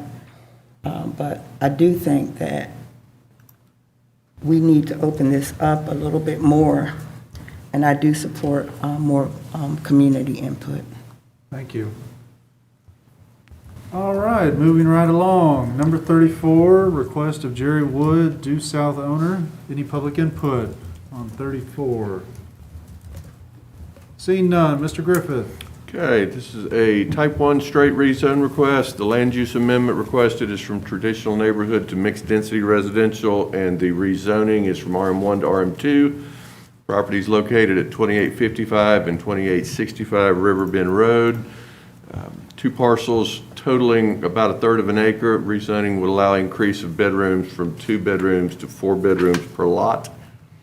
You see the subject property here are the two that are outlined in red. These two lots were created out of the backyard of the house that you see to the left of it through a minor subdivision parcel split in 2012. We have pointed out to you in our report that at that time in 12, the current ordinances were already in place that restricted bedroom density in the RM zones based on the size of the lot you created. So right now they're limited based on the size of those two parcels to only being allowed to put 2 bedrooms on each one. That was in place in 12 at the time the lots were created as well. This was the plat that created those 2 lots that was approved, as I've mentioned previously. Properties there along Riverbend Road just to the north of South Village. You would see this would be the necessary change to get, RM1 is currently a compatible zoning district with traditional neighborhood, but RM2 is not. So the change would need to go into a mixed density residential. And then you would see the change there. There's really not any RM2 that is in close proximity to this. Planning Commission recommendation, not directly adjoin any other mixed density residential. Traditional neighborhood designations seem more appropriate. No RM2 in the vicinity. Most of these things I've mentioned to you already. I think what it boiled down to is they did not see any reason why the property couldn't be developed as currently zoned and the current zoning couldn't be used. There have been no change conditions since the lots were created, and the Planning Commission recommends denial of both the land use amendment and the zoning. Thank you, Mr. Griffith. Any concerns or questions from the commission? This is in District 7. I have not heard much of anything on this item, so does anybody else have any questions? All right, moving right along.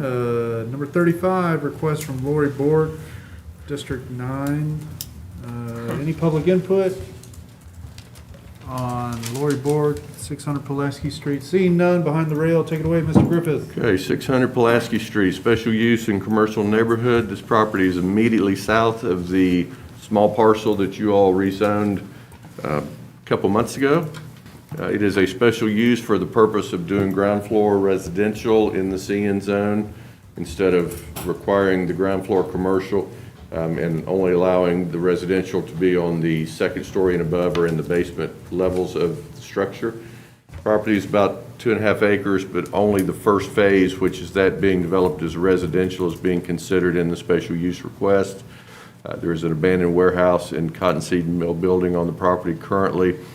There are a couple of variances for off-site parking that remain in place from a previous proposal for development.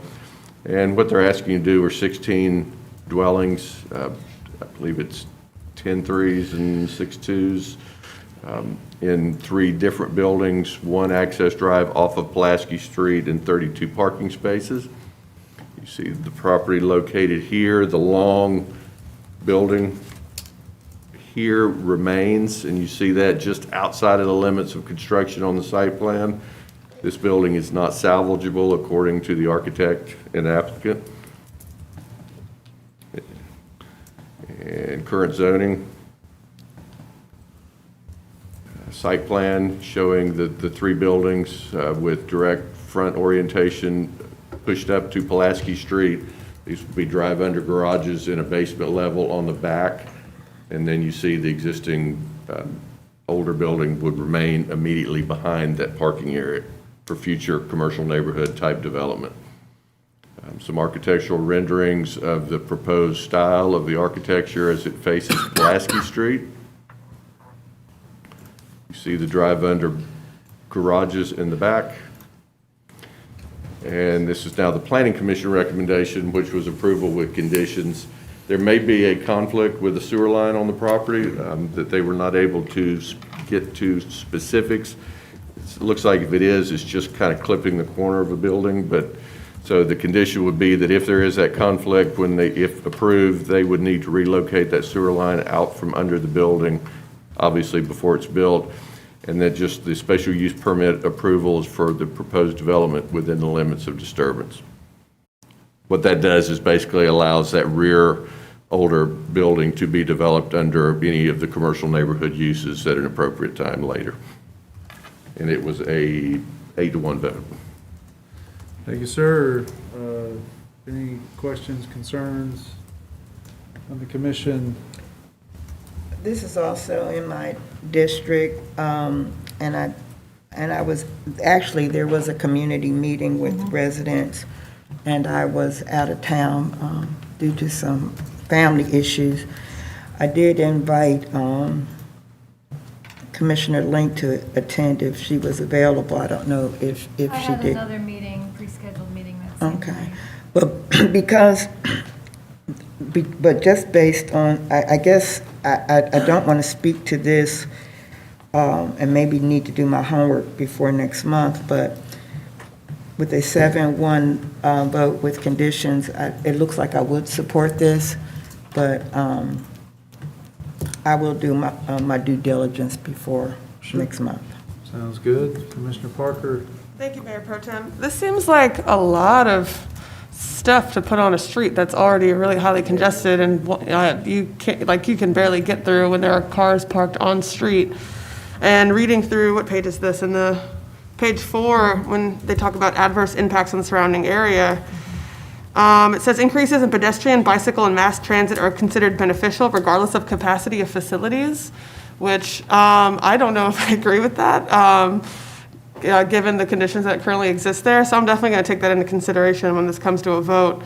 I'd be very interested to hear what the surrounding residents had to say, as I imagine living with that day in and day out, they might feel similar. But yeah, I'd love to hear feedback from them and think through a little more of these impacts to the surrounding area, both with regards to traffic and environmental considerations that are enumerated here before supporting this.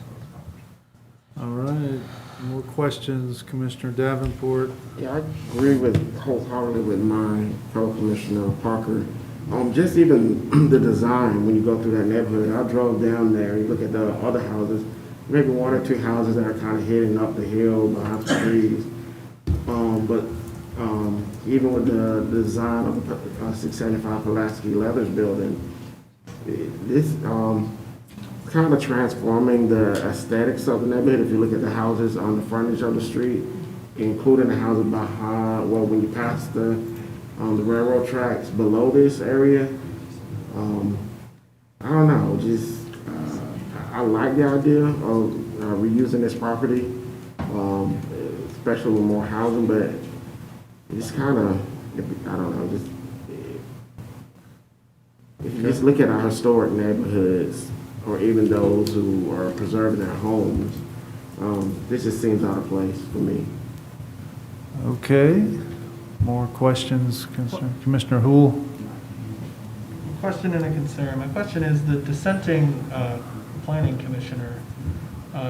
Could you just try to summarize like what their rationale was? Like, did they disagree with one of the conditions, or were they opposed to the approval in general? I think that the concern expressed by the one dissenting vote was that it did not include any percentage affordable within it, while other projects that they had recently seen did. Okay, so that actually dovetails with my second question, which is how binding is this proposal? Like, are these the plans, the renderings that we see, are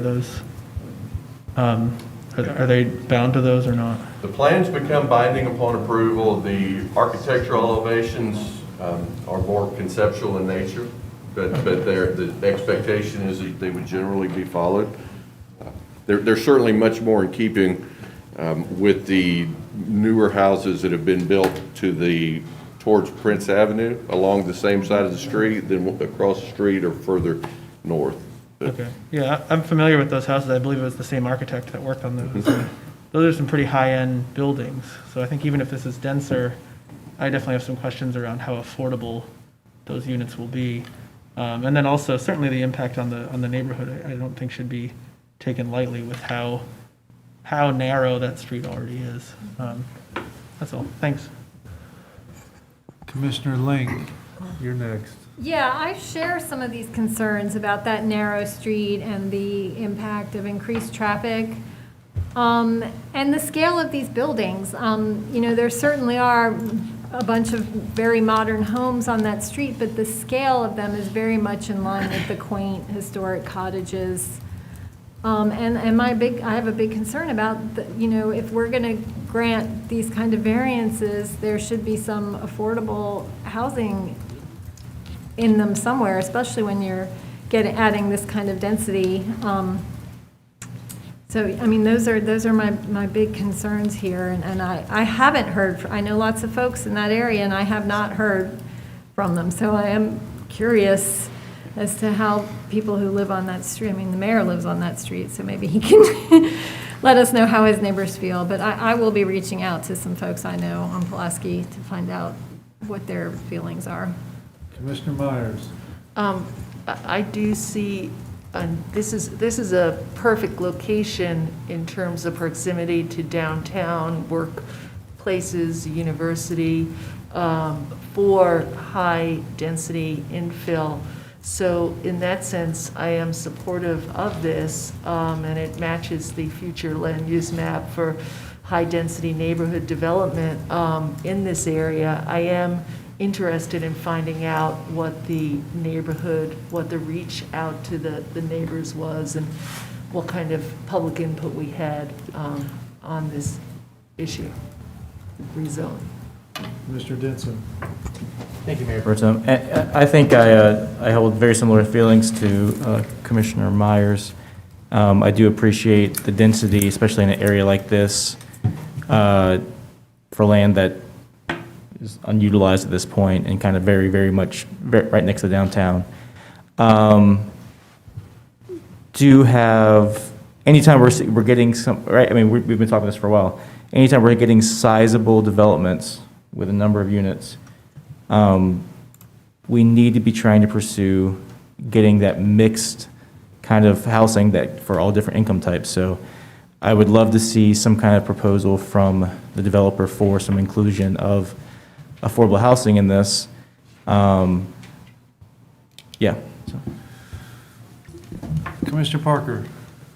Yeah, to echo that, but also if the applicant is listening, remind them and us that we put aside funds in this year's budget for administration of an inclusionary zoning program, which the ordinance for that is not yet done, but we do have a framework somewhat developed and some standards in place for what our expectations should be based on, you know, housing and urban development guidelines that could be applied here. So I would urge them to perhaps reach out to the land trust or similar entities to engage with how affordable housing could be implemented here, and that might counterbalance some concerns I have about other impacts in the neighborhood. Because as Commissioner Myers says, yeah, this is in other ways a pretty ideal place for increased density given its walkability, et cetera. But I would feel better about it if they chose to engage some sort of affordable housing agreement. Just one point of clarification. This is not, I've just heard increased density a couple times. So just as you get into these conversations, I think if there is a difference with this one from some of the other ones we've seen, there's not a request here to increase any density. I mean, the 42 bedrooms, they could do it by right tomorrow if they put 2 floors of office space under it and had 4-story buildings. it would be a permitted use. They could go up to 65 feet in this zoning district. They can do the same number of units. This request all hinges on, which I think is why we didn't get a lot of negative comments from the neighborhood. We simply don't want to do the commercial on the street. We want to just drop down and do the residential and eliminate the commercial under it. So it's not as if with a lot of the inclusionary that we've seen them coming in and asking to double their density from underlying existing zoning, and the expectation being then you need to provide affordable. This is a request to get rid of the commercial on Pulaski. But it's, and I might have been confused, it's not to add residential on the ground floor, it's to add parking. No, it's to allow the residential to sit on the street level like the houses do. And then the instead of cars park underneath? And the cars Okay. park underneath instead of, if they chose to build it by right, it would look more like something in downtown, to where it would, instead of a 2-story building that you would see if you're walking on Pulaski, it would be a 3 or a 4, and the first 2 floors would be commercial, and then you'd have townhouses or apartments over the top, I understand, thank you. but no more units. I think that this proposal is a better fit for the neighborhood than having commercial on the bottom with housing above. I think that this is a modern aesthetic in this neighborhood. This architect's done great work throughout the county. This is a highly desirable area geographically, being so close to so many things that we're doing now with the Greenway and Newton Bridge and downtown, that, to me, this seems like a prime opportunity to really drive up our housing stock in a very desirable area to provide some good housing for people. So I support this proposal. Commissioner Myers? Yeah, just a quick thing. I see in here, and you may have mentioned this, Brad, the second phase commercial use.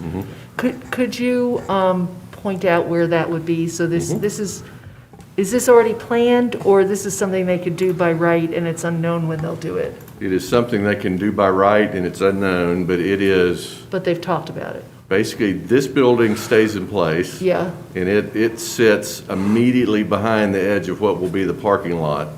And actually, this, in a couple of areas, the existing grade of the parking lot will almost be at the same level as a roof on this building, because it continues to sit down. Parking would be behind it, and it would be a commercial use that would enter from the rear. There is no proposed use at this point. All right. One last question, sorry. Last point, yep. Is there any significant difference in trips generated or, traffic impacts from how it's currently zoned versus the variance? Less. Having more residential? I mean, Yeah, that makes if they sense. did it by right, at a minimum, you would have a full ground floor of either a commercial or an office use. You have a lot in more people all of coming and those going. buildings, Yeah, which is more trips. okay, that's really helpful, thank you. Parking needs. Yeah, that makes sense, thanks. All right, item number 36, moving right along. Okay. A Text amendment. Text amendment. I guess we need to see if somebody's here to speak. Yep. I'm Do we sorry. have any public input on the single-family zone rear setback? Okay, seeing none. Okay, quickly, this one is this is a staff-generated amendment that is trying to solve a problem that we created.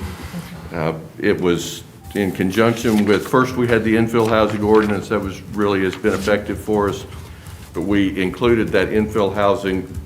There was a window of time from 2000 to 2017 that we said that if your subdivision was designed in that window, it would continue to follow the standards that were in place at that time.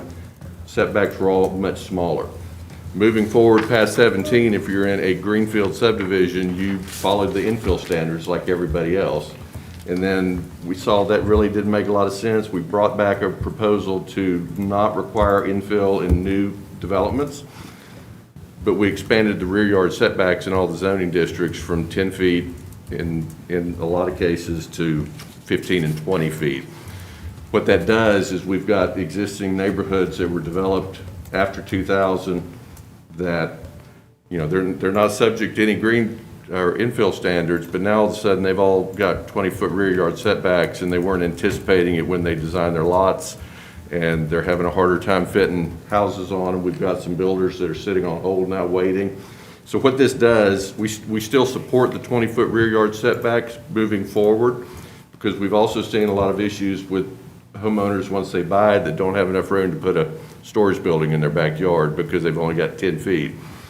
But it basically establishes a grandfathering for any of those lots created during the time period of December 2000 through the 2017 date to go back to 10 feet on the rear yard. Anything created after that would be the larger setbacks. It would provide relief for those existing neighborhoods that are trying to build out. Thank you, Mr. We've seen a handful of variances already since that change was made a couple years ago, people having to go to the board to seek relief to build decks and porches. Thank you, Mr. Griffith. Any questions or concerns for the gentleman in the planning department? Commissioner Hool. What was the dissenting planning commissioner's rationale? He really didn't provide any. I think it probably had more to do with going back to 20 feet moving forward, but that would simply be speculation at this point. Any other questions or concerns for the gentleman? All right, seeing none, that concludes our zoning items. We'll go back to the top of the agenda for the agenda setting session.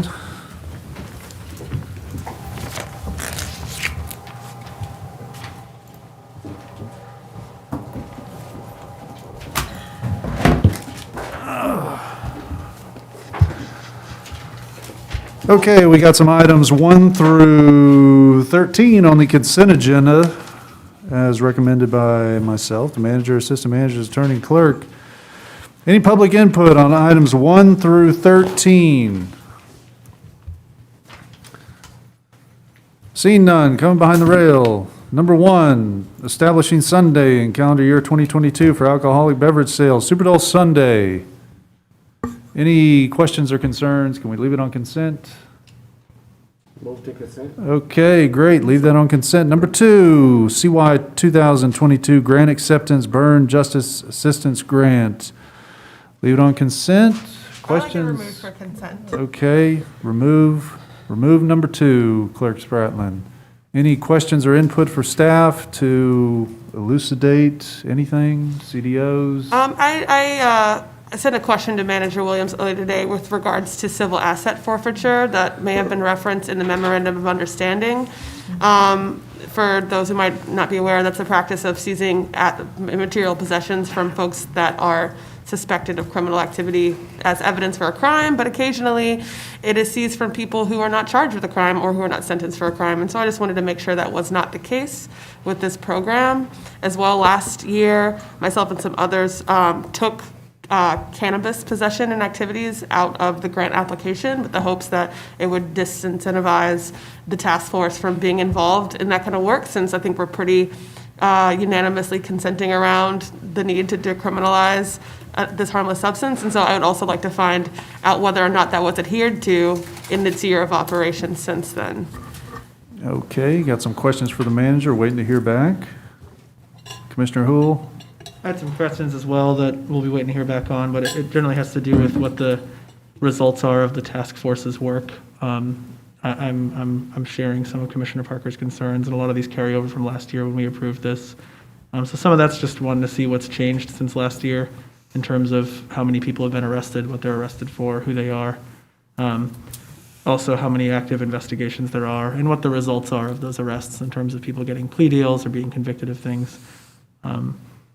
I don't want to see us moving forward with drug enforcement generally. I just don't think that it's a good use of public resources. And I think that there's probably a strong sense among this body to at least make sure that we're honing in on what some people consider the more serious ones. So I'd like to make sure that we're at least doing that if this task force is going to stick around. Great. All right, staying off consent, waiting to hear from the manager. Number 3, we've got the Georgia Transportation Infrastructure Bank grant application. Would anybody like to remove it? Can we keep that on? Questions? Yes, sir. I'd like, at least some questions here. Hopefully we can keep it on. Yeah. And I know Commissioner Hu also expressed some interest on this one too. Mainly for staff to, this is dealing with the Tallahassee Bridge. I don't think it's in the title really. This is dealing with the Tallahassee Bridge replacement. that was funded through TSPLOST and has been delayed. So the first question is to staff, do we have a better timeline of when construction on this could begin, or where we're at on that? Well, as it stands now, you know, we have an upcoming bid award and construction contract approval, and if that's approved, then we could begin construction in April and finish in October 2023, so it's about a year and a half. But this funding, I think, will be needed to augment the construction costs. Yeah, and definitely appreciate that. The grant funding coming in here to help us with the cost of this. And the last question is on this, and it deals with this in the, I think in the facts and issues, if I can find it again. But with the Princeton Place construction of the roads, and which the memorandum of understanding we have with them, where they're going to be creating the turning lane there, is all of that still, as far as we know, lining up in the timeline also, so we won't have any issues there with them trying to construct the turning lane and such going with the bridge? I'll double check on that, but my understanding that everything's in place that was approved. Okay, all right, thank you. Great, Yeah, otherwise, I'm fine with this staying on consent. great. Any other questions for staff at this moment? Any CDOs? We good? Keep it on consent? All right, looking good. Okay, let's move right along to our number 4, 2022 GDOT Local Maintenance Improvement Grant. Everybody okay with that? All right, keep that one on. Great.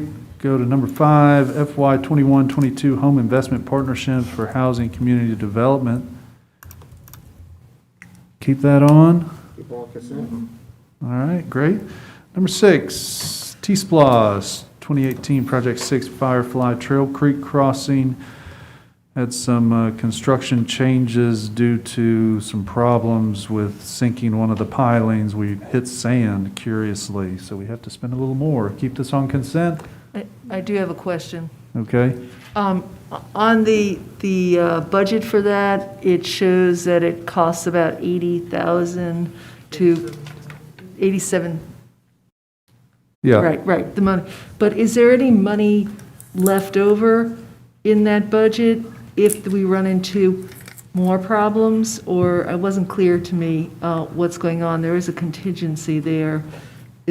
So if there's another problem, there's a lot of things going on at that site. I passed it Sure. a bunch. That's a very good question, and you're exactly right, the contingency's there.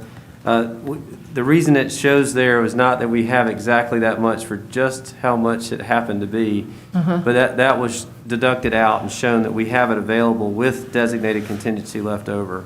So yes, we would pull on, and this is where you usually find unanticipated issues Right. when you do anything subsurface. So previous to this, that contingency number was 87,000 higher. I Is believe that that's correct, because I think Okay. it leaves us with like 7%, and we usually Okay. carry a 10% going in. Okay. That explains that. I'm okay with it staying on consent. Great. All right, number 7, Athens-Clarke Transit Department Public Transit Agency Safety Plan Update. Keep that on consent? Consent. All right, great. Number 8, 5100 Atlanta Highway Private Pump Station. Keep that on consent? Commissioner?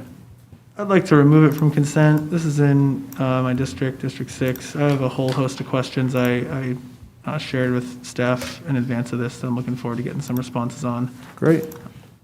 All right, Madam Clerk, number 8 off.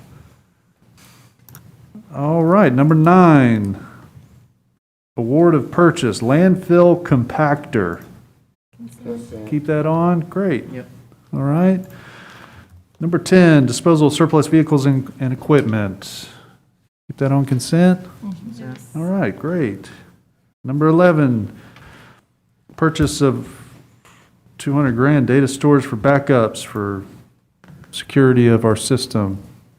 Commissioner? I have a couple of questions. I had the pleasure, I think it was yesterday or Sunday morning, of listening to an hour on cybersecurity. And so this item prompted me to want to find out if we one of the things they said to do is to have a backup, like check the backup every year, not only have it back up, but check if you can restore the backup. And I think I sent you one of these questions, so if you don't know it, that's fine, if we can find that out before. And then the other question, and I had the term that I sent to you, but basically it's a sort of an emergency plan, a cyber emergency plan that was also reiterated as being really essential to have. And I was wondering if we have one, or can you get me a copy of that so I could, follow up on what I learned on Saturday morning. So Manager Williams, you can divulge some of our security secrets without us Well, creating vulnerabilities, correct, sir? All right. So is this coming off? Is that on or off? we can leave it, Okay, on. leave it on? If All right. I can turn it Just off going to get some again more later, info. right? Okay. All right, Athens-Clarke County Beautiful appointments. Keep that on? Yeah, sure. We love them. All right. Number 13, Community Tree Council appointments. You love them too? We love them too. We love the trees. We love the Trees Council.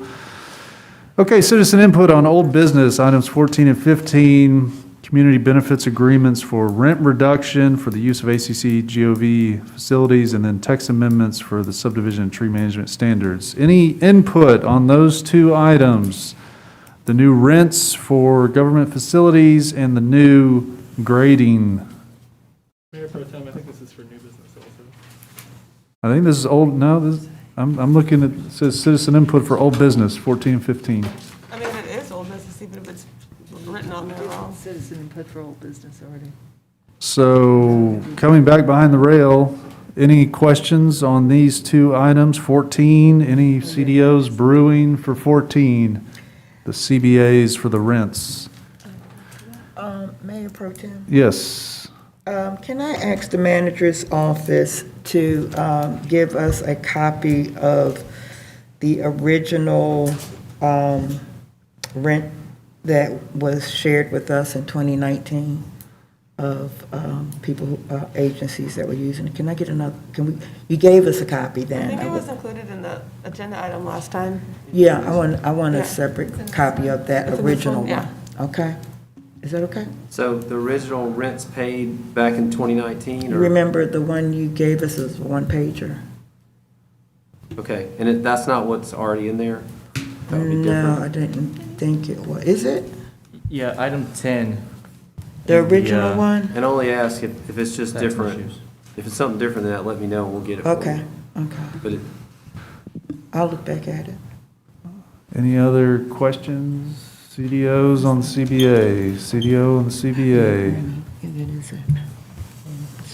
All right, moving right along, the grading, subdivision and tree management. Any CDOs on the grading? Commissioner Link? Yeah, I'm meeting with Planning Director Griffin tomorrow to get some clarity on some technical stuff in this ordinance. It's extremely complex, and we did have a great presentation regarding the stormwater impacts of it.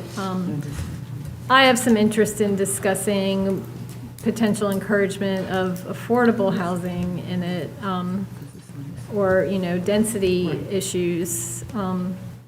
So I might be reaching out with a CDO. I need to get some clarity on the technical and the overall impact across the county, how much land actually falls under this ordinance. All right, we'll be looking for that. Okay, yeah, you were right, Commissioner Houle. Yeah, public input, 16 through 31. Public input, any public input on 16 through 31, new business? Okay, seeing none, coming back behind the rail. Number 16, donation for Sandy Creek Nature Center restroom rehabilitation. Questions? Commissioner Benson? I think this donation makes a lot of sense. That restroom needs rehab, and I would move that we put this on consent. Okay, everybody okay? Put it on consent? I am, Fix but the restroom? Yeah. I do okay. have a question. Yes. Am I correct in that this is a renovation of the existing outdoor access bathroom at Sandy Creek? And we're basically just moving one wall and putting some new stuff in from looking at new hardware? I believe that's correct. I mean, we're updating the bathroom. I don't know about the wall movement, Well, but there's one wall movement. I Yeah, looked at okay. that. I just was reflected as I was reading this, that renovation for that space, which already exists, is costing $68,000. Yeah. So, in our discussion, reflection on costs of things. So, anyway, that's Restroom. all. Restroom costs. Yes. A lot of restroom costs out there floating a lot of around. restroom Yeah, sure, costs. yeah. All right, but looking like we'll put it on consent, so that's good. Commissioner Hool? Yeah, those government toilets are expensive. I did just want to check, so, I got an answer to my question from staff that it looks like we should be all set to meet the deadline that's laid out in here. But if for some reason we don't meet that deadline, do we lose out on the ability to do this, or, could we just try again in the future? I'm just thinking about how many things have been delayed for unforeseen blockages of supply chains and wanting to make sure. well, that we can't speak to the supply chain aspect of it or the escalation, but I think staff intends to bid it early in 2022 so we can have everything lined up to get it done. Okay. I do believe, though, that you could request an extension from Review Foundation if you needed to. Great. Mayor Pro Tem, Yes. just to make a clarification, bringing up the cost $68,000, but for anybody watching, that $68,000 is fully being donated to the county government from the Sandy Creek Nature Center, so that is not going to be costing us taxpayers anything. Correct. Yeah, we are a pass-through. But someone is spending that. All right, so number 17, Microsoft Enterprise, yes. I'll just email my question on the last item. Cool. Never mind. All right. that's good. Yeah, consent. All right, consent. We need software to run our computer machines. Yes. I'm really busy on the math here. Yep. I saw there were 1,600 desktops and laptops, so am I correct in thinking that each license is about $265, which is probably, I don't know what, that's probably, you can follow up, I think I sent you that as well, but just to understand it on a very specific level. Sure. It's about $241 Okay. with the FTEs that Okay, but we'll give you that detail. yeah, thank you. On consent? Okay, Madam Clerk, consent for number 17. Number 18, award contract for medical stop-loss coverage. Yeah, we've had some medical expenses this year, haven't we, Manager Williams? We have, and I would say that this could come off, Mayor Pro Tem. As it turns out, we only had one. They were the only ones to respond, and we already have a contract with them. The reason that we went to RFP, they're in the middle of their contract renewal, which is sort of an automatic thing. We wanted to see if we could get a better price. They were the only ones to respond. So, it's your pleasure. You can approve it. We've already got a contract renewal extension with these folks that you previously approved. So if that makes sense, we tried to get a better price, but we didn't have any response, and so they're already our provider. You don't really have to approve that if you don't want to. Okay, thank you. Some of those catastrophic medical costs that we're seeing, Manager Williams, kind of reminds me of a query I had a little bit ago about some of our COVID-related medical costs for our staff. Yes, sir. Particularly concerned about unvaccinated employees and sort of how much we're all having to chip in. Thank you, sir. Mayor Pro Tem? Yes, sir. This item did make me think of another inquiry that you had a while ago that we actually did fund, which was to look into the creation of an internal clinic for ACC employees. Just asking maybe if, as part of the update, any update on that, on where that's at, would be appreciated. All right, great. So we'll wait to hear more from the manager. Yes, Commissioner. That settlement that we approved a little while ago for the person who was hospitalized from the jail, did this stop-loss insurance cover that, or? I thought I remember. Was our medical stop-loss coverage implicated by that $1 million bill we got from the jail? I guess we'll find out. Let's just throw that to the pile. I'll have to find out. Yep. Okay. All right, so we'll wait to hear more from the manager on that. Number 19, SPLOST 2011 Youth and Community Enrichment Facility Design Services Contract Award. Commissioner Link. Yeah, this is for a project that was initially intended for the West Broad School, and when the school district decided they were going to use that property for a large child care facility, it's like pushed the land trust into the wilderness to find an appropriate site and to start from scratch. I'm just wondering if there's been any communication with the school district now that it's been announced that they will not be using that property for a large child care facility. Manager Williams, what's been the communication with the school district on this item? Well, up till recently, it was, they'd had plans for it. And I think with their own internal decisions, there was a commitment to save 2 of the 3 buildings, and that caused them to go elsewhere. I don't know the latest conversations between the, with them, but we can certainly reach out to them. I'm kind of reluctant to approve this, to have a design group start from scratch if the possibility of reviving that location is out there, because a lot of the work has been done. There were designs, pre-approved concept designs, at least presented by the land trust. I just wonder if this would be. So are you saying it's possible the land trust might go back to the West Broad I don't know. School That's my with the question, plan? because the school district has abandoned that West Broad site as a childcare facility. It was announced just last week that they don't know what they'll be using that site for. Well, So- I don't know if this would be a duplication or burning a redundant fee. I mean, we need a design professional either way. Yeah. I'm sure they've built in there, we've had this conversation on the judicial side that, they bill against the time. At the end of the day, they're going to want a percentage of the cost of the building, I just wonder, if that site is back on the table, it might affect who would be an appropriate choice if they have experience working with historic buildings or that urban location. I have a message out to land trust folks, and I'd really like us to discuss this more. Sure. So just keep this off consent? Yeah, we'll keep it off Okay. consent, and I might even come up with a proposal Yeah. to table it as things develop. Okay. 19's off, Madam Clerk. Number 20, Project 23, sub number 9, construction awards, solar storage. Solar plus storage for the Family Protection Center. Consent? Consent. Yeah, Consent. this is good stuff we're doing Consent. here in Athens, Georgia. Number 20 is on consent. Number 21, West Broad Area Pedestrian Improvements, roundabout. I'm happy to put this on consent. All right. All right, roundabout is on consent. Number 22, Bishop Park Improvements Project Concept. Keep it on, put that on consent? Yeah, nice design. Yeah, okay, consent, Commissioner Thornton, okay, all right. Number 23, Bishop Park Improvements Project Award for Design and Construction, put on consent? Consent, same.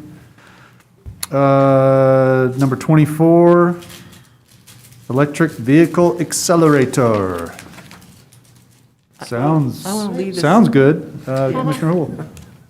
I would like to remove the item 23 from consent because the agenda item that we have in front of us doesn't actually list, it just says to be determined. I don't think it makes sense. Okay, I'm assuming 23 is off. Yeah. Madam Clerk, 23 is off. Back to 24, Electric Vehicle Accelerator. Consent? Now, I want to leave this off consent. Okay, I- 24. Yeah. 24 is off. And I submitted some questions. Waiting on some answers. Number 25, Renewable Energy, Subproject 3, Memorial Park Solar. I'd like solar. Everybody Consent. okay with that? Consent, Okay, consent. Consent, Commissioner Thornton. yes. 25, consent. 26, on-call professional services contract for the landfill. We need professionals over there. Consent. Keep it on, put it on. 26 is on consent. Commissioner Hool. Are we usually moving things to consent when the agenda items have just things listed as to be determined? I just Oh. find that odd. I know we all want to move quickly here, but The solid waste landfill I says, mean, when they're minor details that will be filled in, yeah, yeah, I don't see still have time why. to I mean, read there's them. going to be more discussion. okay, I mean, we can always And you pull can it move off it in the off. voting meeting. sure. It's just, seems like an odd practice to me, that's all. Well, we have 36. You are, sir, you are welcome to object and pull it off. That is your prerogative. I will object and pull it off, assuming we can pass it just as quickly in the meeting. as we all Okay, don't have 26 is objections. off, Madam Clerk. Okay. All right, 27, intentionally left blank. Can we put that on consent? Okay, all right. No, yeah, but for real though, what is that? Yeah. Gene? Madam Clerk, any clarification on intentionally left blank, number Yes, the 27? item was pulled at the last minute, and I'd have to go back and renumber everything and re-order everything. It's much easier to put intention left blank rather than do everything over. Okay. Amen, all right. So 27, we'll wait to get more on that. 28, airport on-call planning services. That's it. Okay, I mean, put it on? Yeah, but I do have a question, and I submitted it. Okay. Well, then we need to pull this off till you get your answer. My answer there, well, it was just, we had a lot of these, planning services, like on-call planning services, and I noticed that the library includes as one of their criteria that they show evidence that the consulting firm has established and implemented a disadvantaged business enterprise program and has experience in DBE requirements. And I was wondering if that was something that did I say the library? Yes, The you did. airport, well, airport library, planes, books, okay. So if the airport, that was on their criteria, do we have any sort of government-wide criteria? Is that something the airport chose to put on there? Because it wasn't included in some of the ones that were non-airport. So the requirements are required by FAA and GDOT, Okay. and the DBE requirements for organization-wide will be based on the disparity study results. Okay. Oh, so that's interesting. Do you want to on consent? It can go on consent. Okay, 28, Madam Clerk, is on consent. And- Okay, number 29, airport on-call architectural and engineering services. That's it. Put that on consent, okay. Oh, I just had a question about the next one. Oh, we're getting excited, all right. The last? Okay, we'll put this on consent. 29 is on consent. Number 30, adoption of the certified map, yes. So just for clarification, we earlier tonight approved the submission of the maps, and then at this next meeting, we're going to approve the adoption. Yes, That is the difference. That would be post-consideration from the apportionment office at the state capitol. So they It will comes give us to back us. their maps, and then we approve adoption of them. Yeah, This is just like What a if we don't like placeholder, them? yeah, kind of. right. Okay. What Right. if we don't like them? Yeah, what if we don't? What's our, No, it's the same map. It'll just be validated by the apportionment They'll office. be like, and yeah, then we got will- it. oh, and Yeah. then Yes. it goes to the state legislature. Then we adopt the certified, then it goes to the state legislature for Saying over. passage. Yep. Helpful. And to clarify, at that point, do we have any say, or is it all? Oh, With the state. we have a voice, yes. Yes, but do we vote on anything, again, in terms of those maps? Yes. We do, okay. So really, and just going back to the earlier conversation, I guess there's four alternatives. One's do nothing, but ultimately you have to do something because it's one person, one vote. You can vote, you can go forward with the map as it's returned for the enforcement, pending any comments they have. You could do a variant of that map. Now, you may want to refer it back to the Board of Elections based on your previous process, or you can wait till the spring. But Manager Williams, I think Commissioner Myers was asking about once it's passed in the legislature? Do we have to pass it again, once it's passed by the legislature? Yeah. Once we send it off in December, does it come Sorry. back for us to vote? Yeah, No. then that's Where it, it's yeah, out of our hands? state law, yeah. But- Okay, but I that's will- what I meant.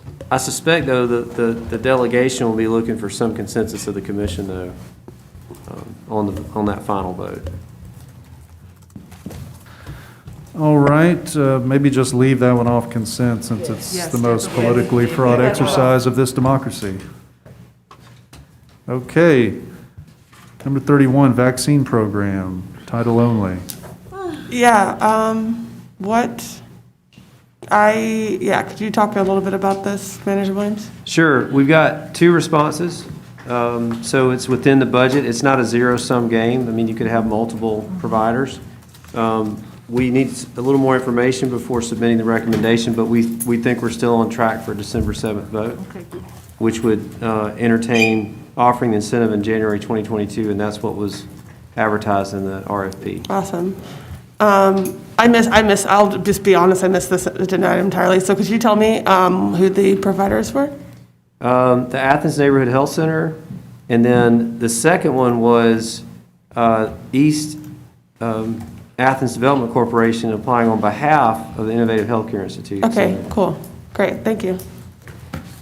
So that'll stay off consent. We'll get more info from you for Yes. consideration. All right, that concludes the meeting. Thank you, everybody. Motion to adjourn. Yeah, unanimous consent to adjourn. I so move. Okay, we are adjourned, Madam Clerk. Thank you, everybody.